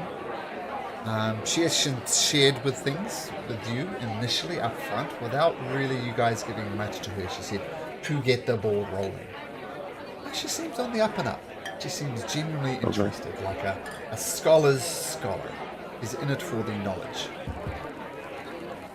Get it. So you answer the question, how much would you prepare to see it? That's a very interesting question you would ask me. How much would I give to it? Now, it seems to me the only person who would ask such a question is someone who is in possession of such an item. You seem Nah, very he doesn't have it. I'm not so sure myself. Caspian does. Her eyes just slowly turn and look at Caspian. She raises an eyebrow. There's one big face palm coming, like, oh, for fuck's sake. And she pushes her fingers to her lips. And she nods her head and shakes her head. And then she looks at you. And you get the impression she wants you to nod if you have it or shake your head if you don't. What do you do? I give a tiny nod, because there's no reason in lying anymore. She raises her hands to her lips. Let's not talk about that again. Maybe in more private. And she Sounds like love. And she goes kind of almost doubles over and beckons you all in. Listen.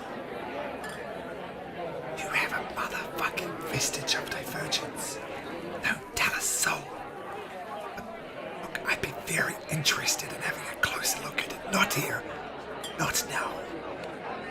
But be very interested in seeing it. Another round of drinks, please. Another round of drinks and another round of drinks. She seems to want to. But you didn't said the how much money you're going to get. Money, I don't have much to trade. Knowledge, I do. You're telling me something truly remarkable. Yeah, but it seems that we know more than you do about this. Let me share. So, these are all the notes, all the bits and pieces that I've got about the calamity, about this a jewel of three prayers, she says. I'm not looking at Caspian. And look, I found this other thing as well. I'm not sure how this is connected, but I found this sketch of an island. And it was bathed in the moonlight of both Catha and Meridius, both full moons. And this island was covered with trees, marble pillars, and crystal shards. And she brings out the sketch. And it looks almost exactly like the emerald grotto we found the jewel of the three pairs.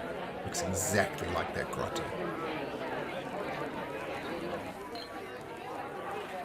Well, But it's she definitely said. connected, because that's where we found it. Sorry, you mentioned that she said an island, right? I'll copy exactly what it says. Yeah, it's an island, and you definitely weren't in an island. But the interior of it, the trees and the shards and everything, looks exactly like the. Yeah, maybe it was a island before the calamity. You said you found it, and she does quote marks, in a place that looked like this? Not an island, but the similarities are too big to be a coincidence. Well, what was it then? But If it wasn't an island, what was it? shall we take this conversation to a private place? Okay, good idea. We won't find any privacy in, here. The only place I suggest that we could find privacy is in one of these abandoned buildings around here. But that's the best we can do. No privacy here. I think that's a good idea. We can speak plainly. We can get to the... find out more that way. Follow Yeah. me. We could always, Edward, also say, oh, sorry. it's all good. We could always just save that for when we're done here, because if I'm not mistaken, there are other folk that we need to talk to here. Is there not? Or was I wrong? Well, who was it? Edward did spot her Aloysia, the female elf in the red robes here as well. And speaking of which, everybody just make... and actually, nobody can make me a perception check, but it will check out your passive perception scores. Well, Yeah, what we have... Who's most perceptive here? I have 18 passive. Bog? Bog! Yes, Bog by a long way. Edward, you don't notice anything at all with your passive perception of 9. I know. What you do notice, Bob, as this conversation is happening, you had a few questions, but you're not really talkative in this particular moment. You notice this elf kind of wandering around, going up to get a drink at the bar, and kind of getting close-ish to your table before returning to her table. And you notice her going back and forth several times. And you also notice she's not really drinking the beers that she's getting. And you think she's kind of surreptitiously been eavesdropping on. How much she picked up on, you don't know. Actually, make me just a roll for your... make me an insight roll, Bob. An insight roll. No, she heard bits and pieces. You're fairly convinced that, thanks to the caution taken by question, she does not know that you have the Jewel of the Three Pearls. But she has picked up on some information.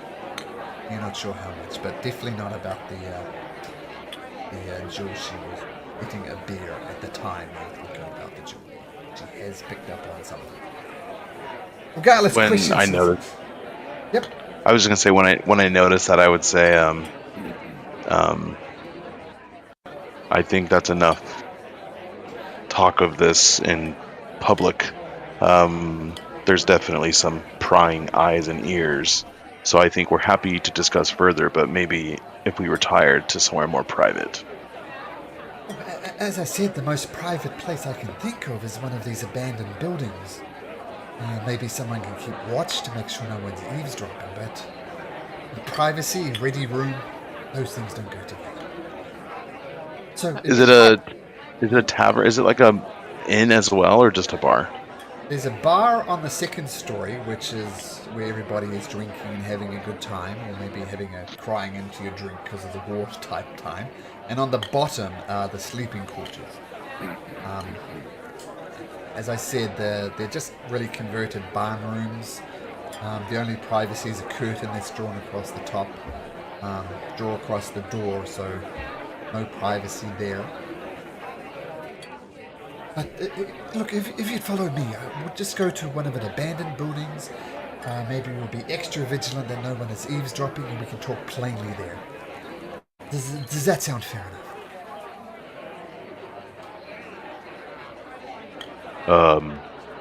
That sounds private, but it sounds awfully too private, frankly.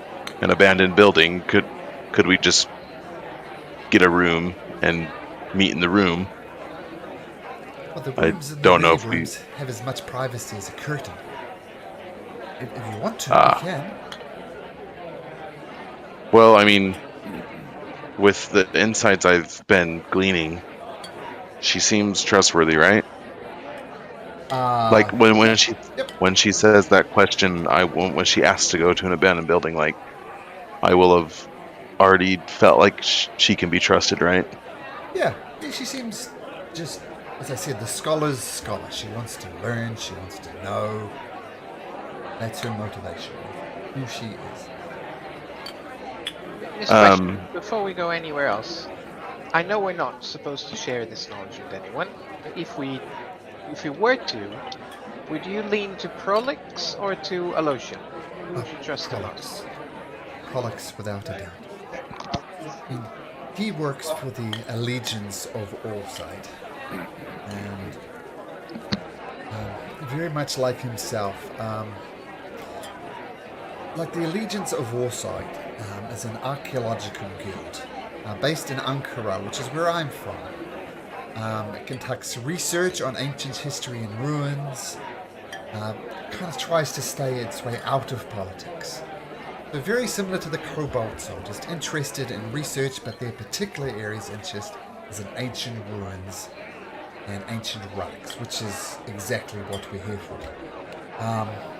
So I'd trust him far better than Alosia. I notice her over here in the corner as she usually is. And she works for the consortium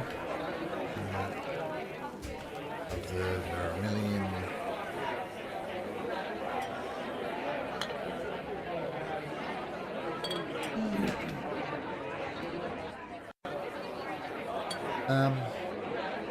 Vermilion Dream. She works for the consortium of the Vermilion Dream. I don't know much about it.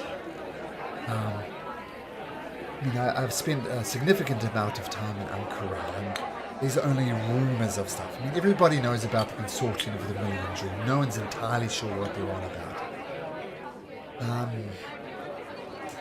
I think they're obsessed with Rubidius. It's the Vermilion Dream. They're obsessed with that, maybe untapping into the power of the moon. I'm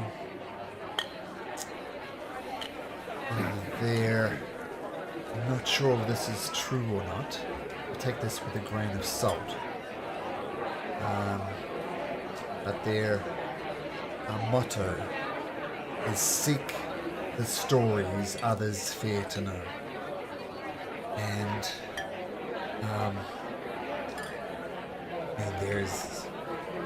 there is knowledge, and then there is knowledge.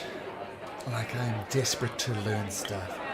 Do I want to know how to sever devils from the hells or demons from the abyss? No, I don't. It is not knowledge any person should know. But the consortium of the Vermilion Dream would have no problem. But on the flip side, if you want an expert in the abyss and the abyssal, no better. I guess in this town, no better person to talk to them. But I wouldn't trust her. The products, just knowledge from knowledge, that's ancient artifacts, that's his.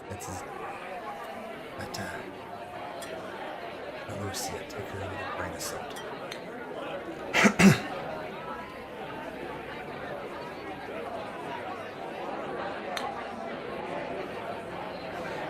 Look, I know you had some hesitancy. I'll leave it to you. We can get a room here, maybe make sure no one's listening, or we could go to an abandoned building. Your choice. And I'll look to the group and ask, does anyone have any preference? Well, I think the abandoned building might be the best, just because them might be prying us at the door.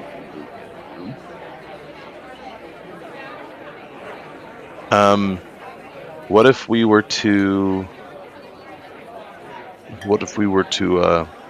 kind of kill two birds with one stone and maybe try and go speak with Varys as well? Do you know him well? He is who we came here to speak with. Oh, well, everybody knows Varys. I mean, I know him. Quite frankly, he has little patience for me. As he has little patience for everybody who's purely not a soldier. I mean, his motivation is to keep the city safe, keep the demon hordes at bay. Archaeology, research, not that interesting. He doesn't have a lot of time for it. But if he has time for you, maybe we could speak plainly with him. I have to ask though, sure David's back, but do we mention it? Espen, do we mention it to him?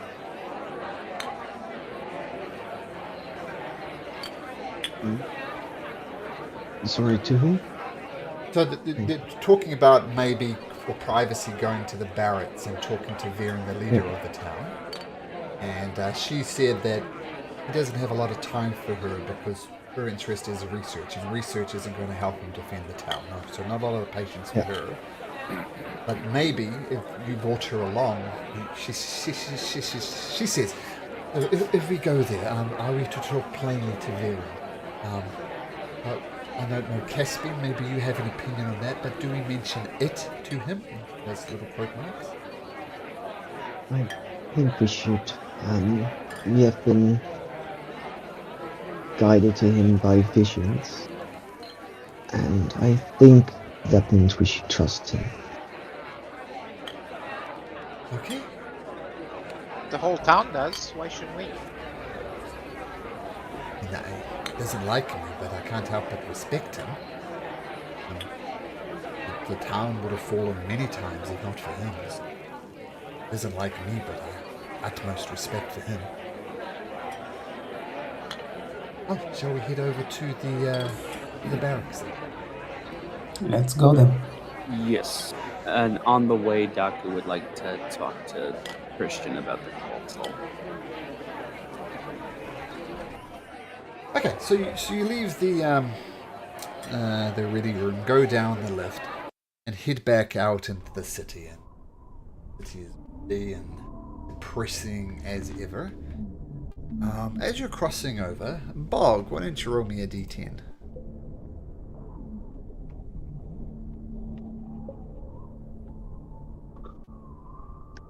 One. As you're heading towards the barracks, you kind of take a shortcut down one of these side streets, and you notice there is an orc who's on his hands and knees, and you see some very and inside this building right next to the barracks is in ruins. There's no one even living there, and he appears to be growing some type of root vegetables there. And you look up and see a pile of dirt, and you see him just aggressively pulling up weeds, heading to his garden.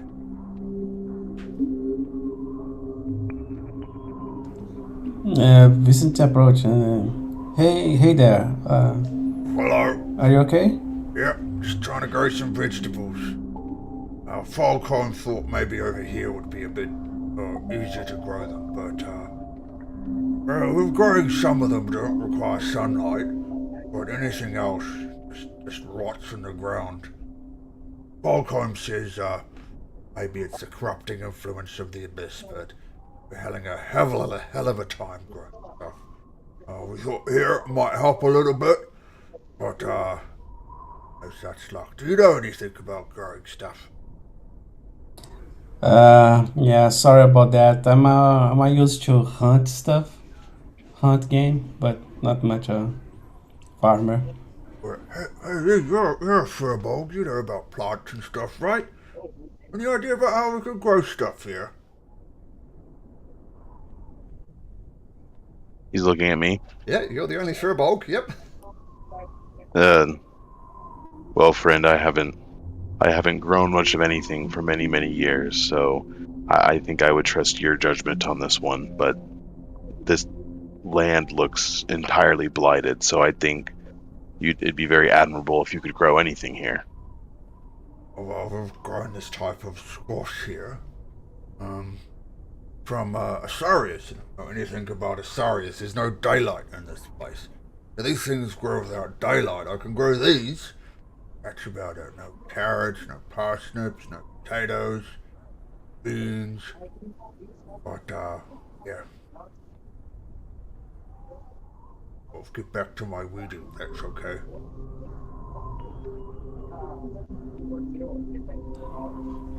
Okay, take care.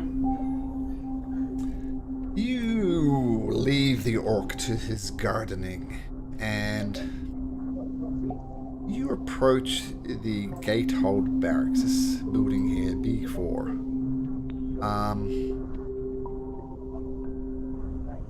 And these barracks are just filled with the sounds of chatter, voices shouting orders, and clanging metal. And armored Aurora Watch soldiers go about their business, performing drills and sharpening weapons. And you see, it's the whole complex is divided up into 4 sections. One is obviously a mess hall, where people eat. One is a training area, which you see these people kind of battling each other with wooden swords. One is clearly a sleeping quarters, and one you see is a smaller room in this complex, and you see the words written in Orc, Undercommon, and Orc, Undercommon, and Common with the words the War Room, and underneath you see Verin Thelis, and the door is closed.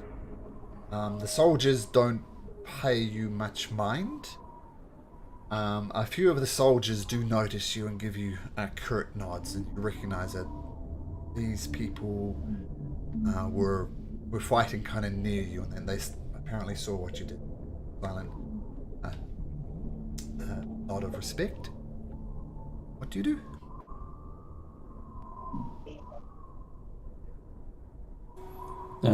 I knock the door. Hey, Barry? Oh, yes, who is this? I'm quite busy. Who is this? You are the guys that fought with you, the gibbering mouthers. Oh, well, of course. Come inside. And an orc opens the door for you, and Aurora Watch soldier, and you see Verin. He's just got papers everywhere. There's a circular table in the center room just covered with maps of Bazzoxan. And you see just notes like strengthen this area, repair this. And you see notes pinned to his wall. And you see a picture of a gibbering mouther. And underneath it you see notes like cover your eyes as best you can. They are slow moving, attack them from a distance. And notes about how to do it. And there's notes about a rock which you guys have fought. And he recommends plugging your ears, avoid the scream. And wear masks to avoid their spores. Once again, try and take them out from it. And he says, "Oh, welcome. Come in. I'll question. Look, no time for you. Go bloody read a book or something. You're not welcome here." No, she's with us. We need to talk about something, and she might also have some information that we need. I think we maybe we didn't say that yet, but Ushru from Jigal, he sent us to come here to talk with you about something really important.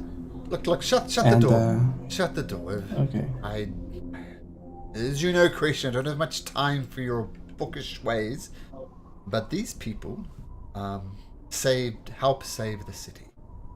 You have earned a brief audience.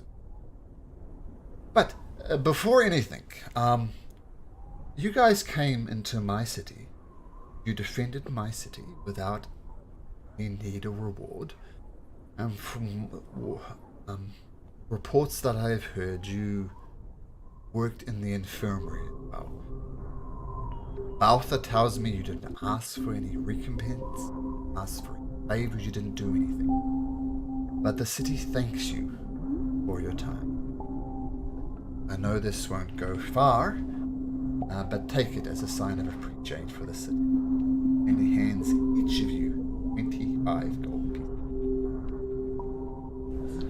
Oh. Thank you. That's very kind of you.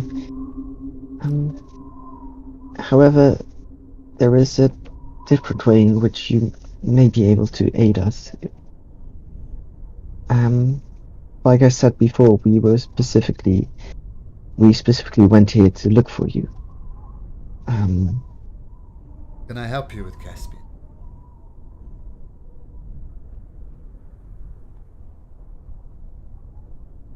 This place is most connected to the Divergence. To the... Calamity. Oh man, Calamity. I'm sorry, this is a bit much. We are on a mission from the gods. We have found one of the vestiges of Divergence, and it has led us here. With those words, he takes out the prayer of 3 jewels. Viren is a very confident man. You have to be to lead a city like this. And for the first time, you kind of see him break and open his mouth and then closes it again. And he says, may I have a closer look at that? I won't touch, but may I have a closer look? Sure. Caspian takes it off and places it on his hand, just for him to look at. Okay, and Viren gets up from his desk, his glaive clattering at his back, and he takes a good look. And in this kind of singular circular thing is magnificently crafted here. Fine lines. Almost faint little runes carved on each of it. And he says... Alright.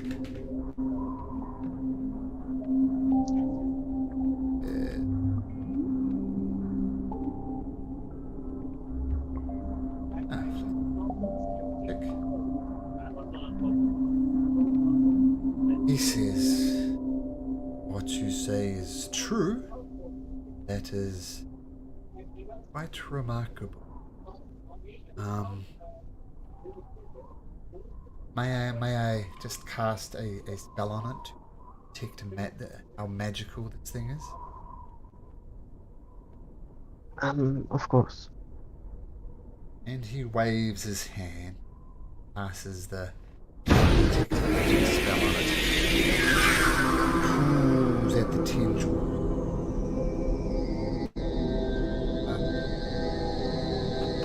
Put that away, Caspian.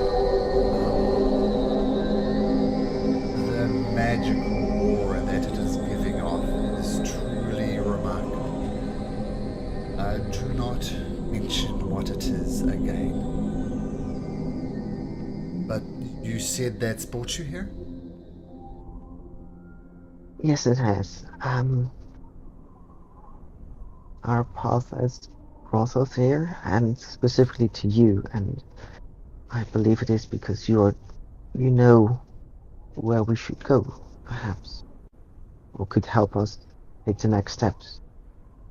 Because our path is not entirely clear.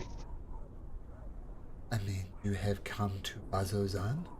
You have bravely defended the city. But I suspect that is not what you were here for, carrying such an item. I can't help but think that your destiny lies in the betrayer's room. This is a vestige of divergence. This is a item from the times of the calamity. It was forged. The great battles between the betrayer gods and the other gods. Betrayer gods. The other Prime ones. deities. The prime deities, thank you. Betrayer gods and the prime deities. I mean, they made these vestiges and gave them to their champion.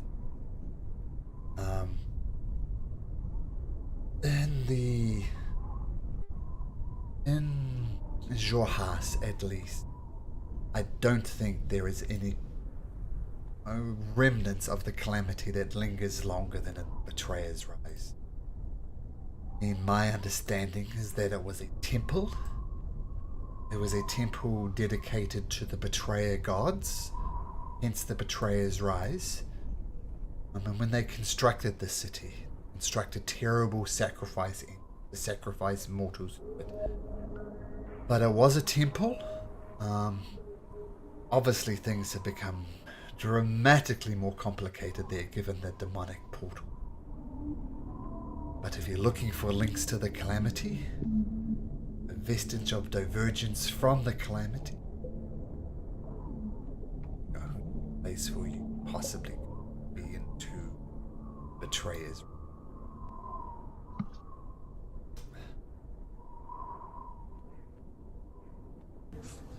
Any tips to go inside that place? What kind of danger of things we're going to find there? If you do manage to get inside, and this is a very big if, you'll find demons. Find an abundance of demons. Maybe some gibbering mouthers, maybe some rocks, maybe some quasits, little demon fairies almost. Who knows, maybe some other type of abominations. People who have returned have mentioned that the place twists and turns and it is never the same place twice. They talk about lots of writing on various artifacts written in abyssal. So, if a way to read abyssal, that will be in your favor. But getting in itself is difficult. As you enter the entrance to the Betrayer's Rise, you'll come across a doorway. The doorway is covered in images, demons, all sorts of other bits and pieces doing horrendous things. That door, despite the best effort of magic users, clerics, even brute strength, even battering rams, hasn't budged in it. And the only way down to it is to descend through this mist. How far down does this mist go? 1,000 feet? 3,000 feet? I don't know. But people have gotten down there by using magical spells. Some of those have returned, some of them have not. Some of them have attempted descent, and then the soldiers that are posted there hear a long scream followed by a sickening wet thud. Getting in is hard, but it is not impossible. We're more than willing to go. We're up to the task. We heard you might have weapons in here. I mean, we know that these demons are tough eggs to crack. If you have any magical weapons lying around, more than willing to take them with us. Now you know our quest is important. I know your job is also important.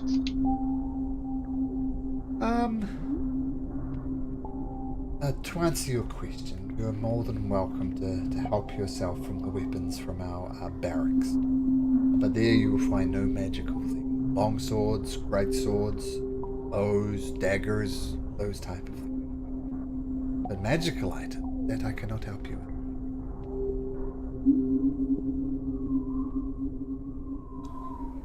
So, are you guys fighting these demons with just regular weapons? You say regular weapon. I'm from the finest blacksmiths in Asarius. But yes, they are mundane and that they are not magical. But we keep them as sharp as we possibly can. Yes, magical weapons would no doubt be better, but magical weapons. Can't the dynasty like send you like or have I don't know enchanters like dedicated to it to help you guys as The the amount of time of request for enchanter, someone magical for magic items are rejected again and again and again. And the bright queen, blessed be her name, sends all those type of things to the front lines for the battle with the Dalian Empire. Yes, we would need them. Yes, the dynasty has them. No, they won't give us that war as well.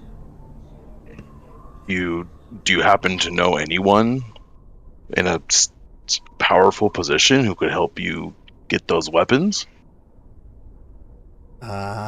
Well, I do have direct communication with the Bright Queen, and I begged her. Come. And maybe if you meet Her Majesty one day, you can beg on my behalf. I said, all the potions, all the swords, magical, I go to the front lines in the battle with the Dwendalian Empire. Like, I don't know entirely what started this war, but there was rumors flowing around that something of great value was stolen by the dynasty wants it back. Apparently the dynasty was giving it back.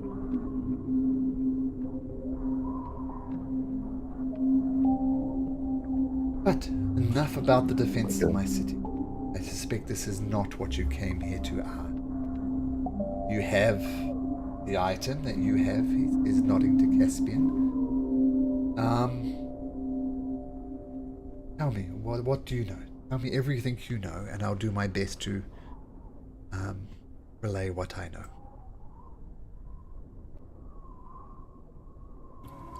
Yeah, maybe question can also help it because she was just telling us about the different states of this item. Like, I don't know, but since that he's in the dormant state, and I mean, we need to do something in order to awaken it. Maybe that's the reason we are here. I don't know, but maybe I think question is the one that knows more about it.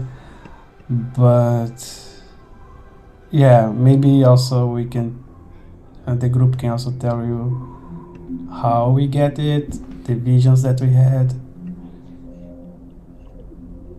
and yeah, and also Shrew from Chigal that had a vision and also told us to come to you.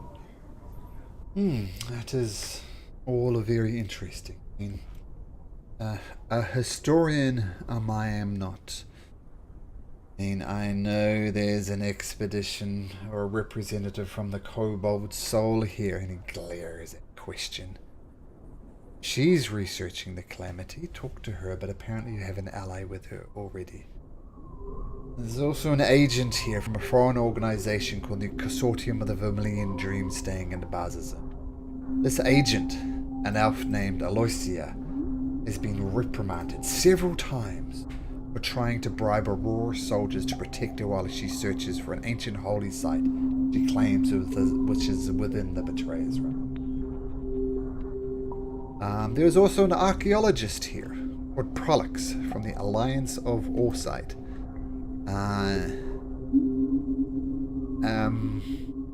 Now he is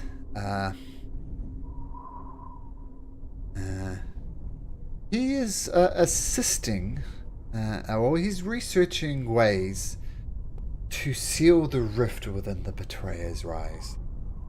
I think that is a ruse. I don't think he has any interest in sealing up this rift with the Betrayer's Rise, and I suspect the archaeologist has other motives because he has been frequenting the crematorium more than once.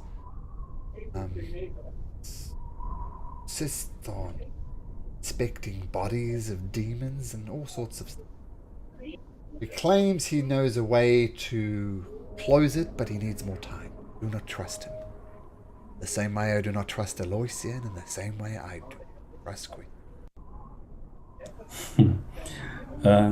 Yeah, that's fine. Yeah, she was also talking about to not trust Aloysia because she seems uh, uh, she's not seems like a good person or good She seems to willing. know a lot, and she's paying. I see no reason not to trust her. Um, We haven't talked to her. yeah, I don't know. I would not tell her anything that we are telling here. What will she do? She clearly can't go by herself. I think, question, you said you're not willing to go there. Oh, no, I'm not. I mean, as I said, if you would allow me to talk freely, Varen, is Aloysia, it's true. She has tried to bribe her way into it, according to Varen. I have no reason to disagree with him.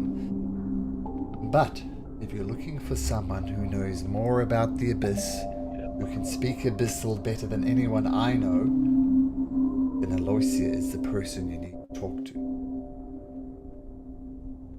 Seems Tricky to me decision. that she's better the devil that we know than the devil we don't know.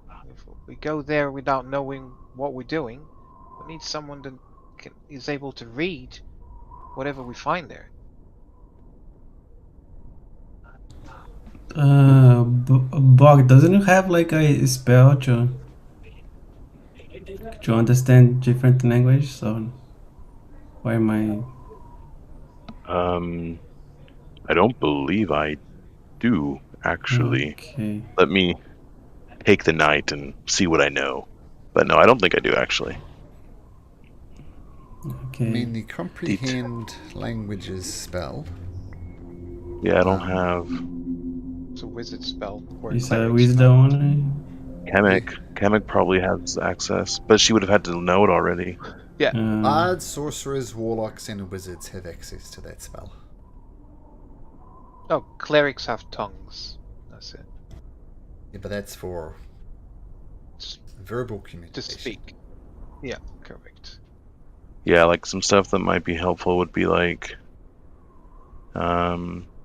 dispel magic on my end and speak with plants. They're like the only two things I can imagine would be helpful at all. But maybe, I mean, Daku just took a level in Bard. Maybe he has. Who knows? But that's gonna be Daku and Chemic. Yeah, Daku doesn't really know he has magic powers right away, so it's probably just going to be Chemic. I mean, he's talking about Aloysia. This sounds like between Aloysia and the other person who wants to go up there, like, what was the other person's name, Malcolm? I'm sorry, I searched the P. Prolix. Prolix. Prolix? According to question, Prolix has no interest in going to the Betrayer's Rise. Oh. But Aloysia does. Is keen, maybe? Well, question says, look, the Prolix and Aloysia both speak Abyssal. Both can read it as well. Both would be useful in the Betrayer's Rise. If I were trusting someone with my life, I would most definitely put that in Prolix. He is curious, he is inquisitive. That is no crime, that is an asset as far as I'm concerned. But he's also a bit of a coward. You do not see him going to the Betrayer's Rise. Maybe you could twist his arm, but I don't think he's at all keen to go there. Aloysia, on the other hand, I wouldn't trust copper piece. She's deceitful, she's manipulative, but she is keen to go to the Betrayer's Rise. You heard from the captain here. He's even tried bribing people to go there. So if you do want an expert Abyssal languages and Abyssal things generally, Aloysia would be keen to go there, but untrustworthy. Of course, Prolix is not keen to go there, but in my opinion, far more trustworthy. Well, we're not looking for someone to share our secrets with. We're simply just looking for someone that can aid us there. And quite frankly, if she has the coin, we can go back to the infirmary and get that scroll. That is, if we are gonna travel through dangerous terrain, I'd rather have someone who I can trust. I cannot keep this hidden forever, and I do not believe she will not find out. By the I way, think wasn't she the one that fired on us, or? I think only Bog found out. do we know yet if like what either of their races are? What they look like? She's an elf. Yeah. Aloysia is? Yeah. In fact, I have a handout. Maybe you missed it, but I'll put it up again. She's an elf. This is what they look like. Would well, I wouldn't. Is the elf in red an accurate description of the elf I would have seen in the bar? Perfect description. Perfect description. So the elf with a little beret-looking thing on there was the elf that you... In question, any doubt, she confirms that isn't elfin. Yeah, well, I think I think if Prolix could come, we might have to persuade them to come, but what we do need is someone who can come with us and help us learn what we need to learn. So I think our worst case scenario, but still an option that we should look out for, would be Aloysia if Prolix can. Because I don't know if we're going to learn what we need to learn without a scholar with us potentially. Yeah, but also if she starts acting crazy, like it's 6 against her, so. Well, and presumably she's bribing people because she needs protection to get up there. So it's not like Or bodies. So True. if she starts going crazy, we can just that's. As Should be- far should be as doing far her- as it hurts to say it, I have to agree with Caspian. I think Bog is a wise one here. If we can persuade, perhaps try and understand what Prolix is looking for, we can pressure at the right place and convince him to come with us. We don't need to twist his arm like you suggest, but if we have something to trade, something that he really needs, perhaps he's willing to come. If not, we know this elf is more than willing to come with us. I'll personally keep all my eyes on her. Nothing that she does will go by me.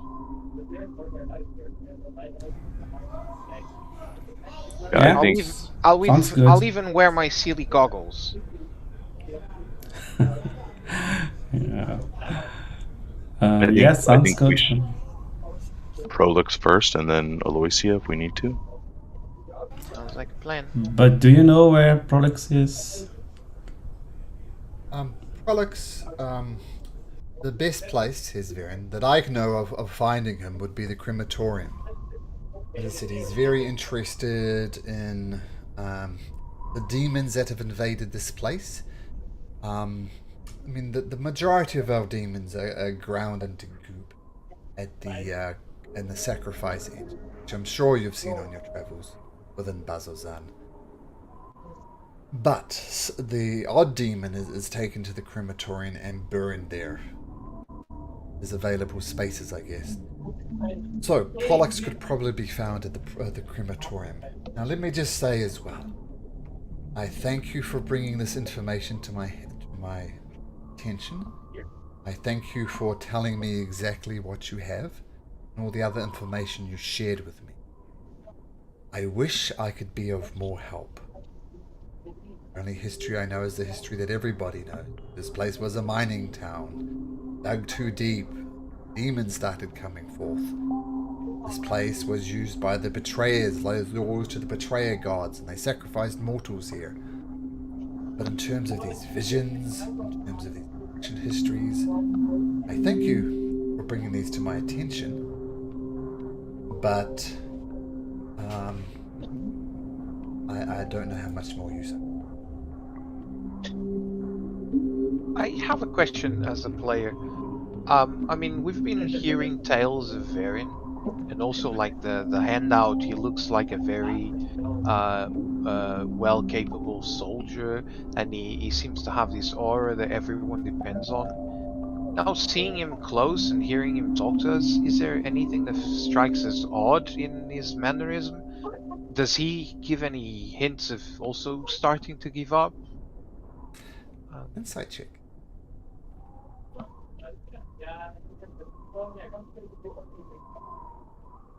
He's like a living legend around here.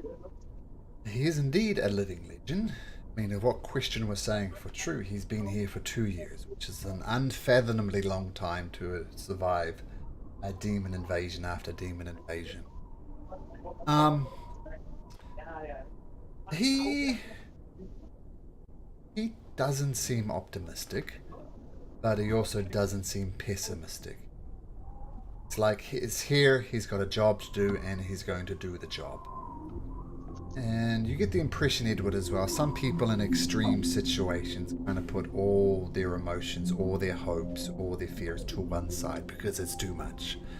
If he started hoping, the hope would take over him, as they say, and hope can be a dangerous thing because it's false hope. You just get your spirits broken. But at the same time, can't fully lose himself in the horror of this place. So I guess stoic would be his disposition. Not hopeful, not depressed. Just has a job to do. My God, he's...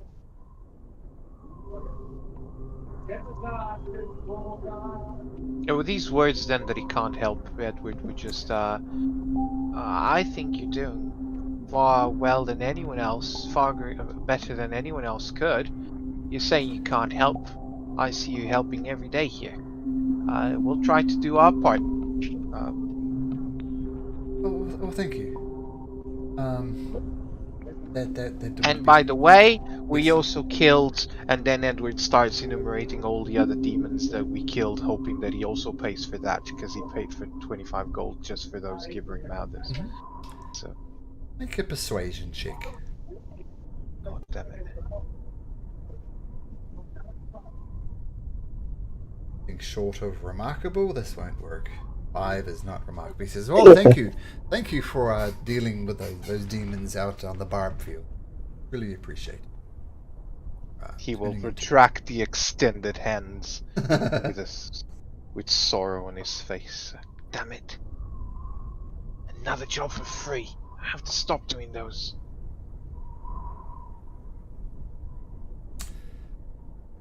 Well, I have. Yes, Vincent. Yeah, just wondering, maybe if we want like to do some mercenary work here, so we have to talk with you, right? Yes, I mean we have contracts that people to sign. It goes on 4 10-week contracts. The understanding is that you will not abandon your post, you will not flee during that time, and at the conclusion of this contract, you'll be given 200 gold pieces. Extraordinarily large amount, but that's what we need to pay for soldiers here. It's very much a risk-reward proposition. You're more than likely going to die, but if you survive it, 200 gold pieces, more fortune. That's the minimum time for 10 days? No. Yeah, so 40 days. Can be... Okay, good to know. Thank you. You're welcome. Big fan.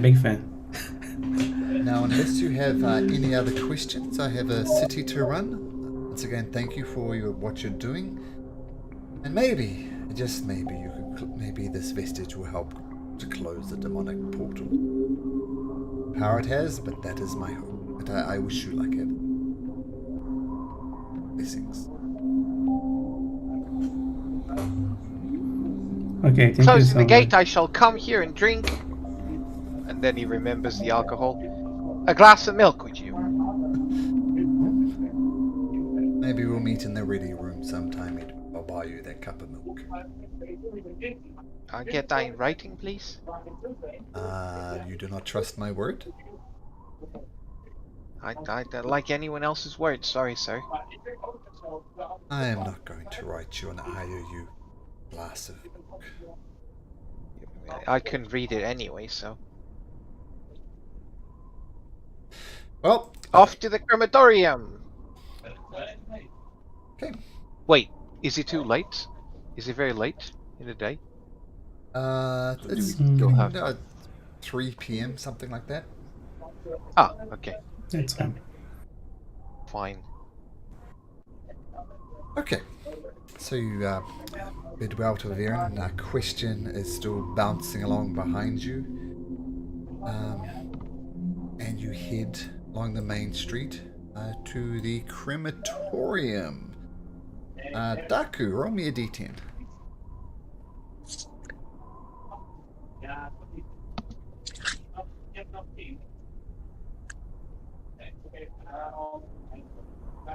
Sorry, mouse is getting a little wonky. That's right, 3. As you're heading up the main street, you see an elderly tiefling woman, like an equivalent of human years, maybe 80, and she's walking with a slight limp. I guess a stereotypical tiefling, bright red skin. She has black hair that looks as if it's thinning. It's not like definitely not a luscious mane, and she's dressed in fairly simple garb. Doesn't look like a.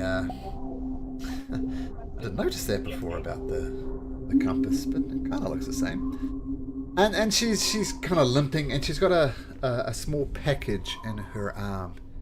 And as you kind of walk past her, because you're walking a lot faster than she is, you notice that the bundle in her hand is a small baby tiefling, and it's wrapped very tightly. And you look at it, and the baby tiefling has its eyes ever so slightly open. Can't help but look, and the eyes remain open. For 2 and 2 together, that little baby. And this old tiefling woman is holding it. She's just weeping quietly to herself. And as you kind of round this corner, you notice she rounds the corner as well. Like she's heading for it.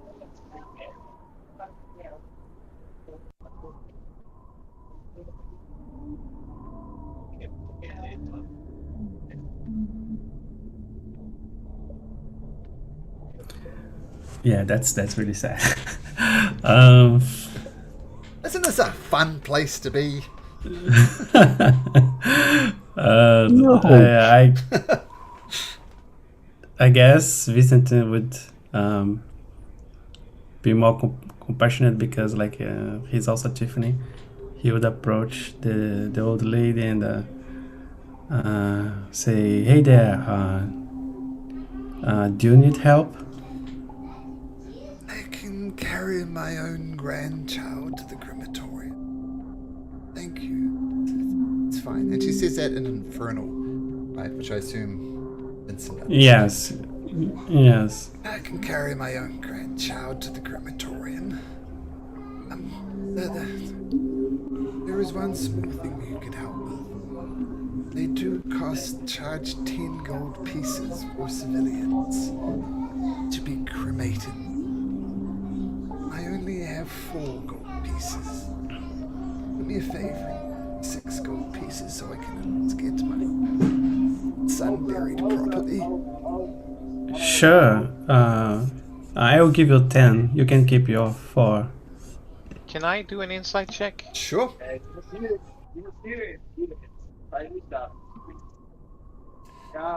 So with a 15,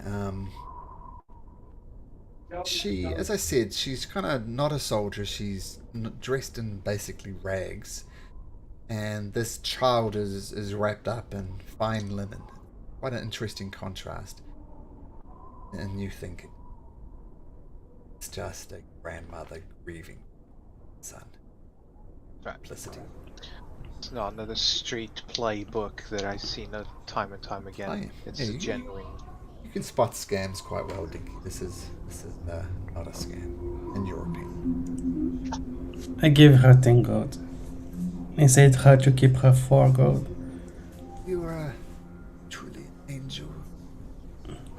Thank you, friend. And tears start streaming down her face, and she says, "Hey, can't do this. You take my grandson to the crematorium.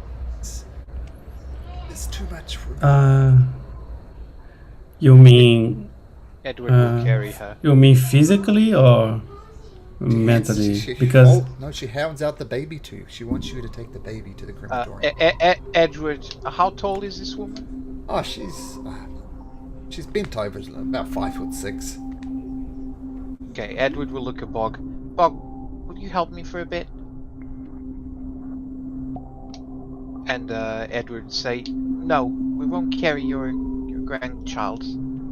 We'll carry you. We'll help you carry her." And he starts lifting her with her grandchild. I may not be able to carry the ring, but I can carry you, Mr. Frodo. no, I was wondering because maybe she doesn't want to take the child because she can't do this emotionally, because like it's too sad to cremate her own grandson. So that's what I was thinking. But if it's physically, I can also help carrying. No. I just can't bring myself. It's too emotional. And put me down, please. Put me down. It's emotionally. Oh, okay. I can't get there.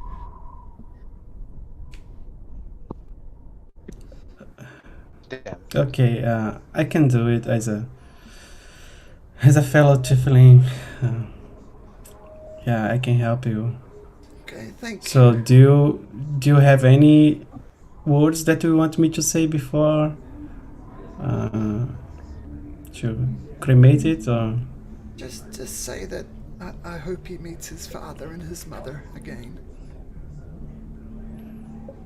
okay? And she wanders away. You hear her just lose it. She's bawling and she's heading back down south the road. You do notice that she has the 10 gold pieces that you gave her.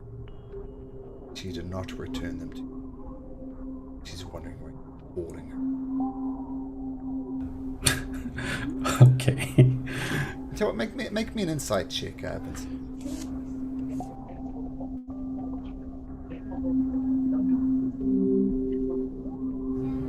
Insight check. Okay. Ooh. She is not done it maliciously. She's just engulfed with grief. So she's so engulfed with grief that she's effectively forgotten that you've given her 10 gold pieces. And is I'll just wave.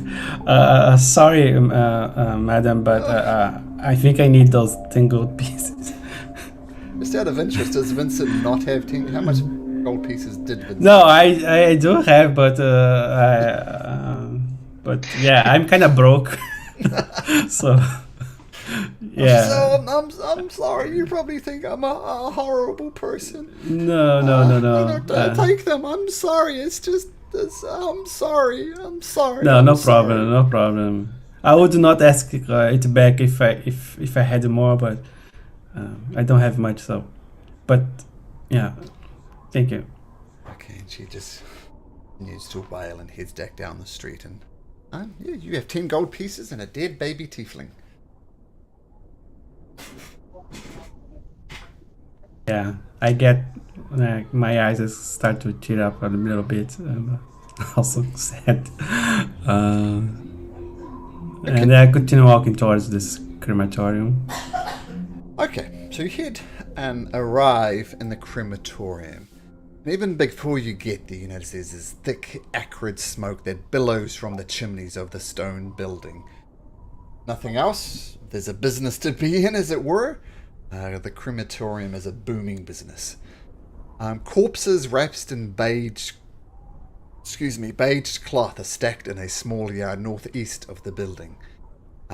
A willowy man wearing a leather apron greets you at the entrance with surprising cheer.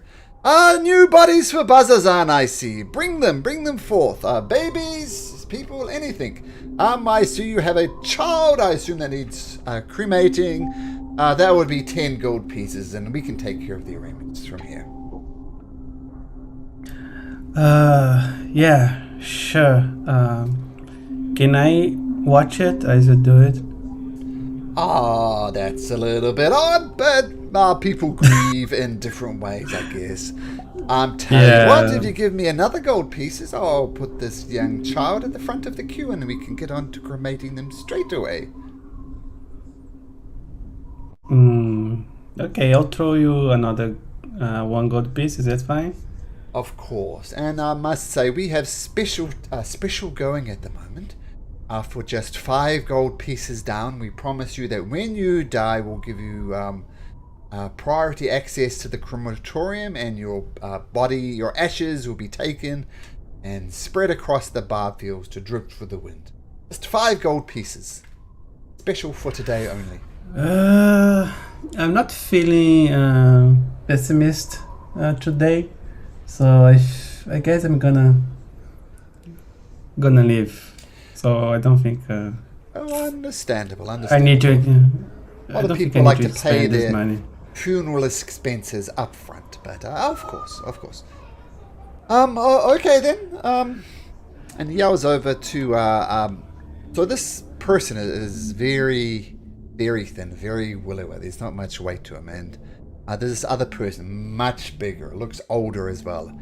And it's Sebastian. Sebastian, we have a priority cremation here. This young tiefling needs to be cremated, and his dad here wishes to say a few words. I'm not the dad, but that's okay. Oh, well, easy mistake to make, tiefling baby, tiefling person. Yeah, it's understandable.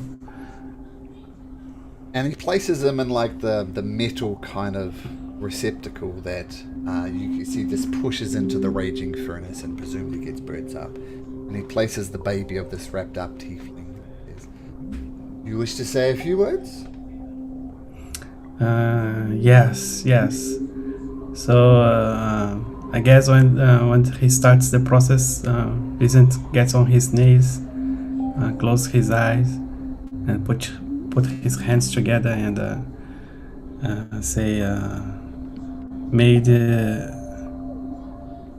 the gods receive your soul and unite you with your father, with your mother, and that's it. Would you like to close this drawer and do that yourself? Or would you like us to do it? Yeah, I can do it. And Vincent stands up and then closes the drawer, and there's tears running on his face. You hear the fires inside roar just a little bit more, presumably engulfing this baby.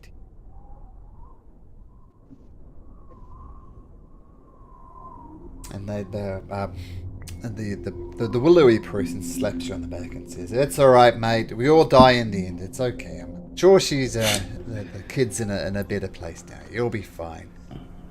But I have work to do. Yeah. So if you'd excuse me, I'll get back to these. Before you go. Yeah. Before you go, have you seen a man named Prolix here? Oh no, I have. He comes around here quite often. He's very interested in the demonic bodies. I don't know why, but he's very interested. Do you know where he is now? If is he here in the crematorium? I'll put it this way: I don't think he's going to be far behind, because we had all these gibbering mouthers attacked, and some of them were burning here at the crematorium. I assume he's going to come around and ask me questions. So hey, what? While we're waiting, why don't you help me with some of these corpses? We can burn them while we're waiting. I looked to the side, like to the rest of the group. And shrugs. Okay, sure. I can help. All right. So as Vincent helps put the bodies in the crematorium, what do the rest of you do?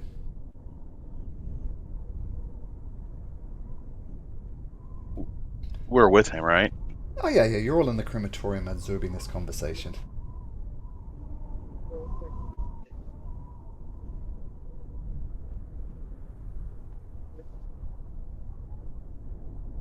And we were on our way to see Prolix, right? Because you thought Prolix was at the crematorium. But not here. No. Not here. Actually, you notice something, Bog, Mr. Passive Perception of 18. You notice that with Vincent's help, this gentleman is feeding things into the furnace very mechanically. But you notice there's one particular pile that he's avoiding for some reason. Like you think you just go through these piles of corpses in a nice orderly way. But there's this one pile that he's particularly avoiding. And can you make me a perception check, Bog?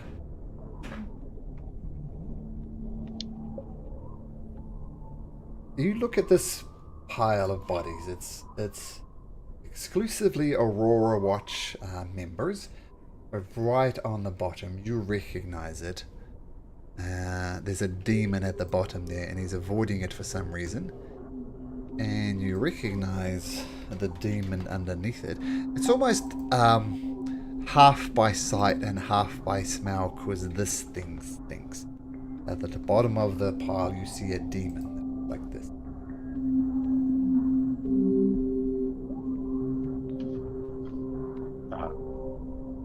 Oh, we've seen that. What that? So I have pretty high passive insight too, so I have a feeling that he's holding this for Prolix. And Vincent, did you ask him like when he plans to see Prolix next? He said that he may be coming soon. Like I'm not sure. I turn to the guy and say, "Hey, do you like is products here at a specific time or?" He just turns up. I don't know what to say. Okay, so I guess we are going to stay waiting here. And I continue getting the bodies. Okay, so eventually these bodies get fed into the furnace, and eventually he goes to the potty with this rock kind of rotting. It just absolutely reeks. And the crematorium guy, who's nobody's asked his name, is a little rude, but that's okay. Is well, I guess, Sebastian, we might as well get this done and over with.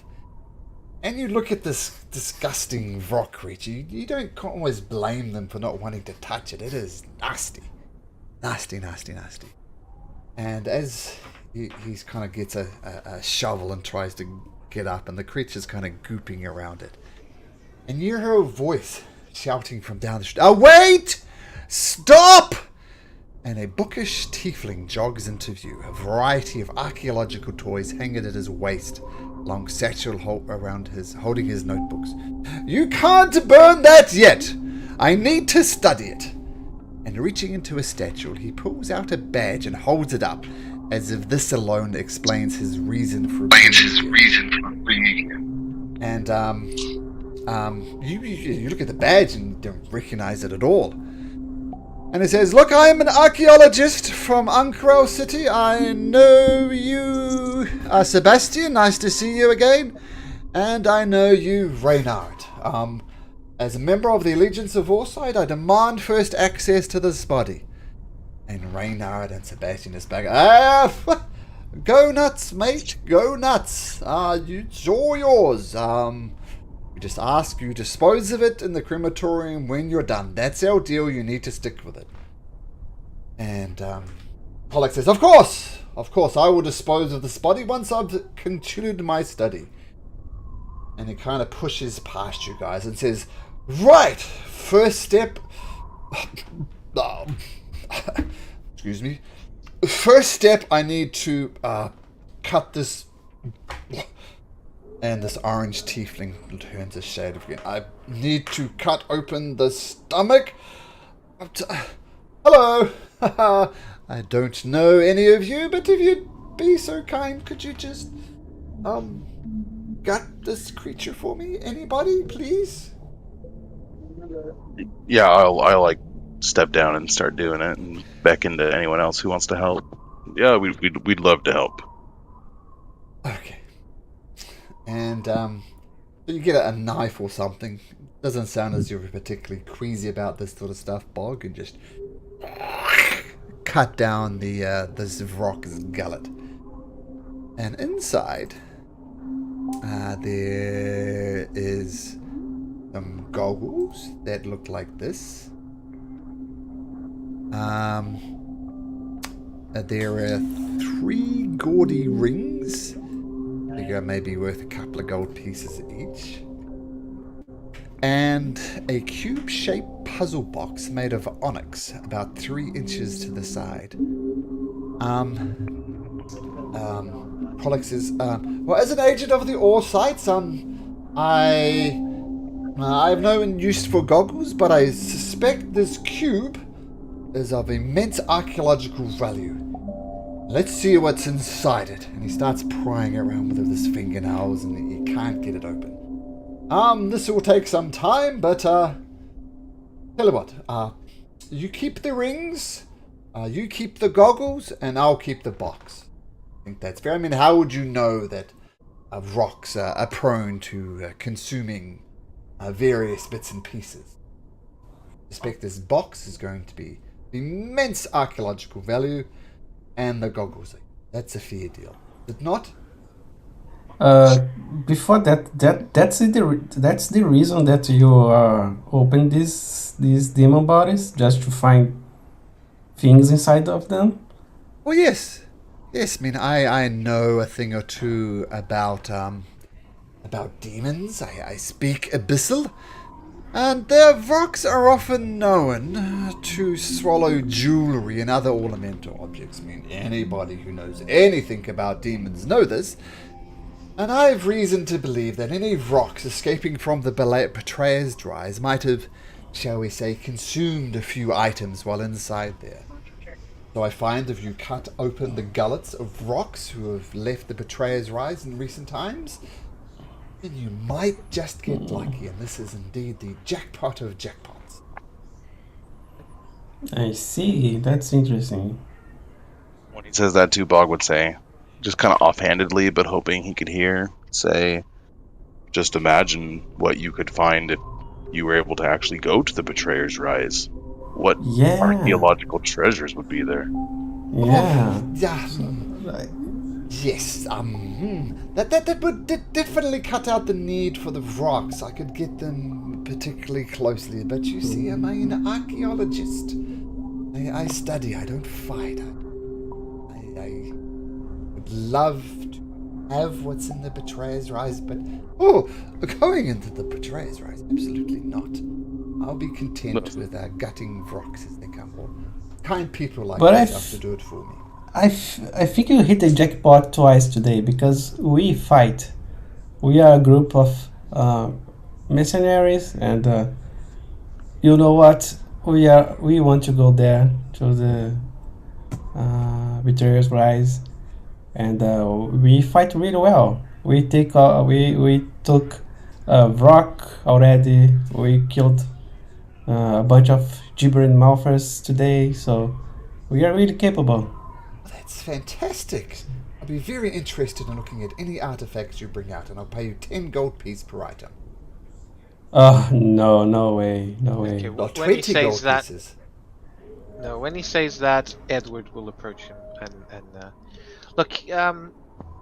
You look interested in books, right? Oh yes, I love books. These books, the books that you read, they're written by someone important, someone that you perhaps worship, someone really important, right? But to be able to be the person that writes the book instead of the person that preaches about someone else's book, you have to get your hands dirty. Wouldn't you love to be prolix The guy that actually found something worth finding in the Betrayer's Rise, rather than keep reading books about gutting rocks? We're offering you that chance. You won't have to do any fighting. But I might end up doing some dying. And what? Oh, just with Vincent casting Identify, the goggles are this. Eyes of the Eagle. I was gonna say I was also gonna just try them on and see if I could tell. So nice. They don't. Well, it requires attunement, so you don't quite get them. Oh, okay. A little bit of time. But they look fantastic on you. It looked like a furbolg version of Batman. Look, Furbolg, yep. I was also gonna say, oh well, Prolix. I think we'll be going up there regardless, and I think we'd much rather share what we find with you than with. And I turned to Vincent, kind of saying, "What was her name? Aloysia." Oh, Yes. Aloysia, you do not trust her. She is no good. Not deal with that woman. We've heard she has an interest up there, and if she were to come with us, I mean, I think she would deserve whatever treasures we might find up there, whatever knowledge we might find. But we'd rather have you join us. And she'll be the one writing the books. Keeping the cubes. Make a persuasion check. I'm going to say a straight persuasion check. Let's say Bog. And I know you're helping, but or Bog or Edward. I have a +1. What does Edward have? Well, we don't know, right? Should we? Are we giving advantage to each other?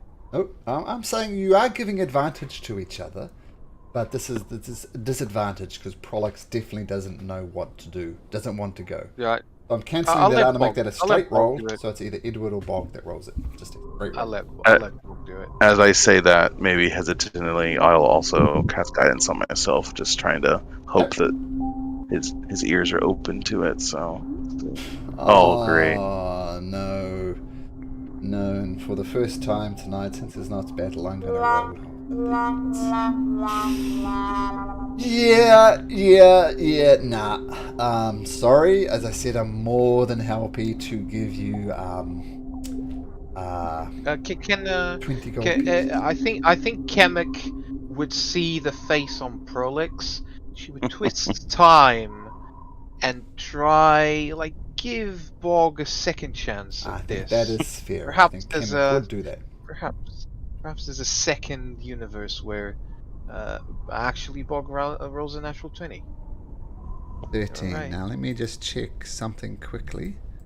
Nice. 17 with guidance. Ooh, 17. Okay. Whoops. Thanks, Kemek. Don't think her just yet. Check something. I feel like I'm cheating because she's not actually here. The Kemek has done this before. I don't think. It's Yeah, no, she would definitely do it. Okay, so let's just look at the chrono shift exactly. As a reaction. Oh, I thought it might exclude ability checks, but it doesn't exclude ability checks. And a 17. Well, I don't want Aloysia. I'm getting knowledge to this. And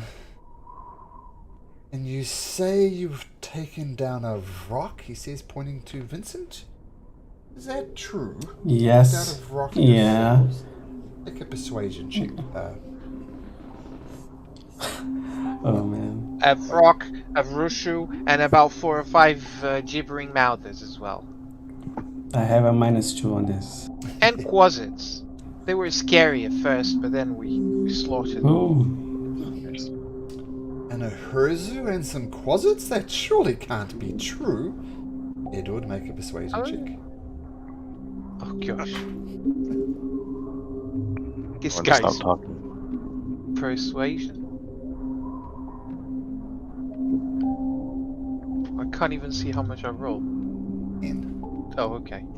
Just you an average. guys keep on rolling pretty reasonably. I mean, 17 from Bog, 17 from Vincent, and Edward. That's average. Well,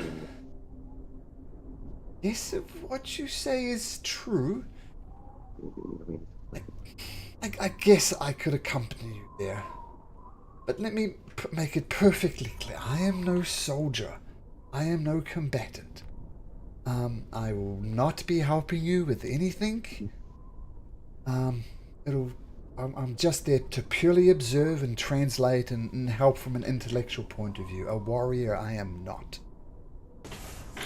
Sure, we are going to do everything in our power to protect you. Well, tell you what, I have a few affairs to take care of. Why don't we meet at the Betrayer's Rise at first light? Just on the stairs up here at first light. Sounds good. What do you guys think? That sounds perfect. Is there anything we should get before we go there? A good night's sleep. Seemed well armed already. You think we could have more privacy if we go to the Temple of the Wild Mother? Ask for shelter? I didn't like the accommodations at the ready room. We'd have to talk to, I believe his name's Falkholm about that. But anyway, I have tasks to do, important tasks, notes to take. There's damned box to open. But yeah, maybe ask Falkholm if you want somewhere more peaceful than the ready room. But as I said, let's meet at the entrance to the Betrayer's Rise at first light.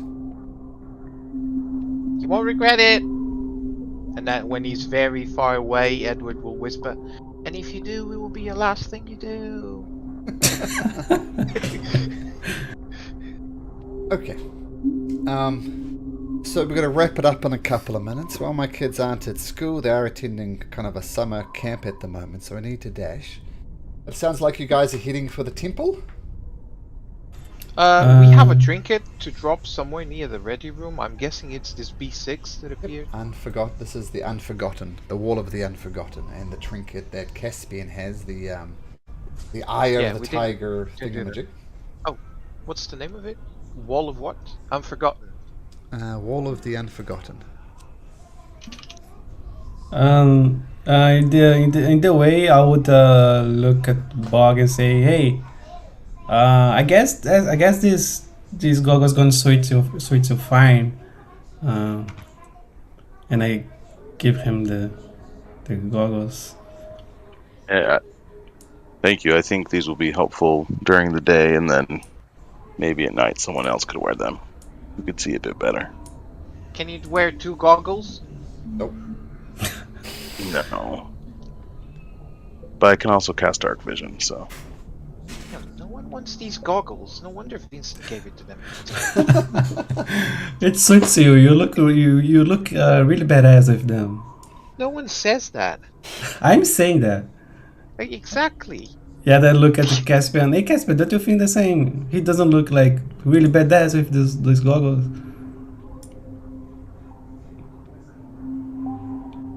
I think they look cool. Is Caspian still here? Okay. He's mute. He's gone mute. Okay. Speechless after seeing me with these goggles. The Bog, feel free to add the goggles to your inventory, and feel free to attune to them as well. But if you obviously if other people might find it useful. But I really do need to dash, gentlemen. That was a very good one. Enjoyed that session. Not a lot of combat, but a lot of role playing. Really good job.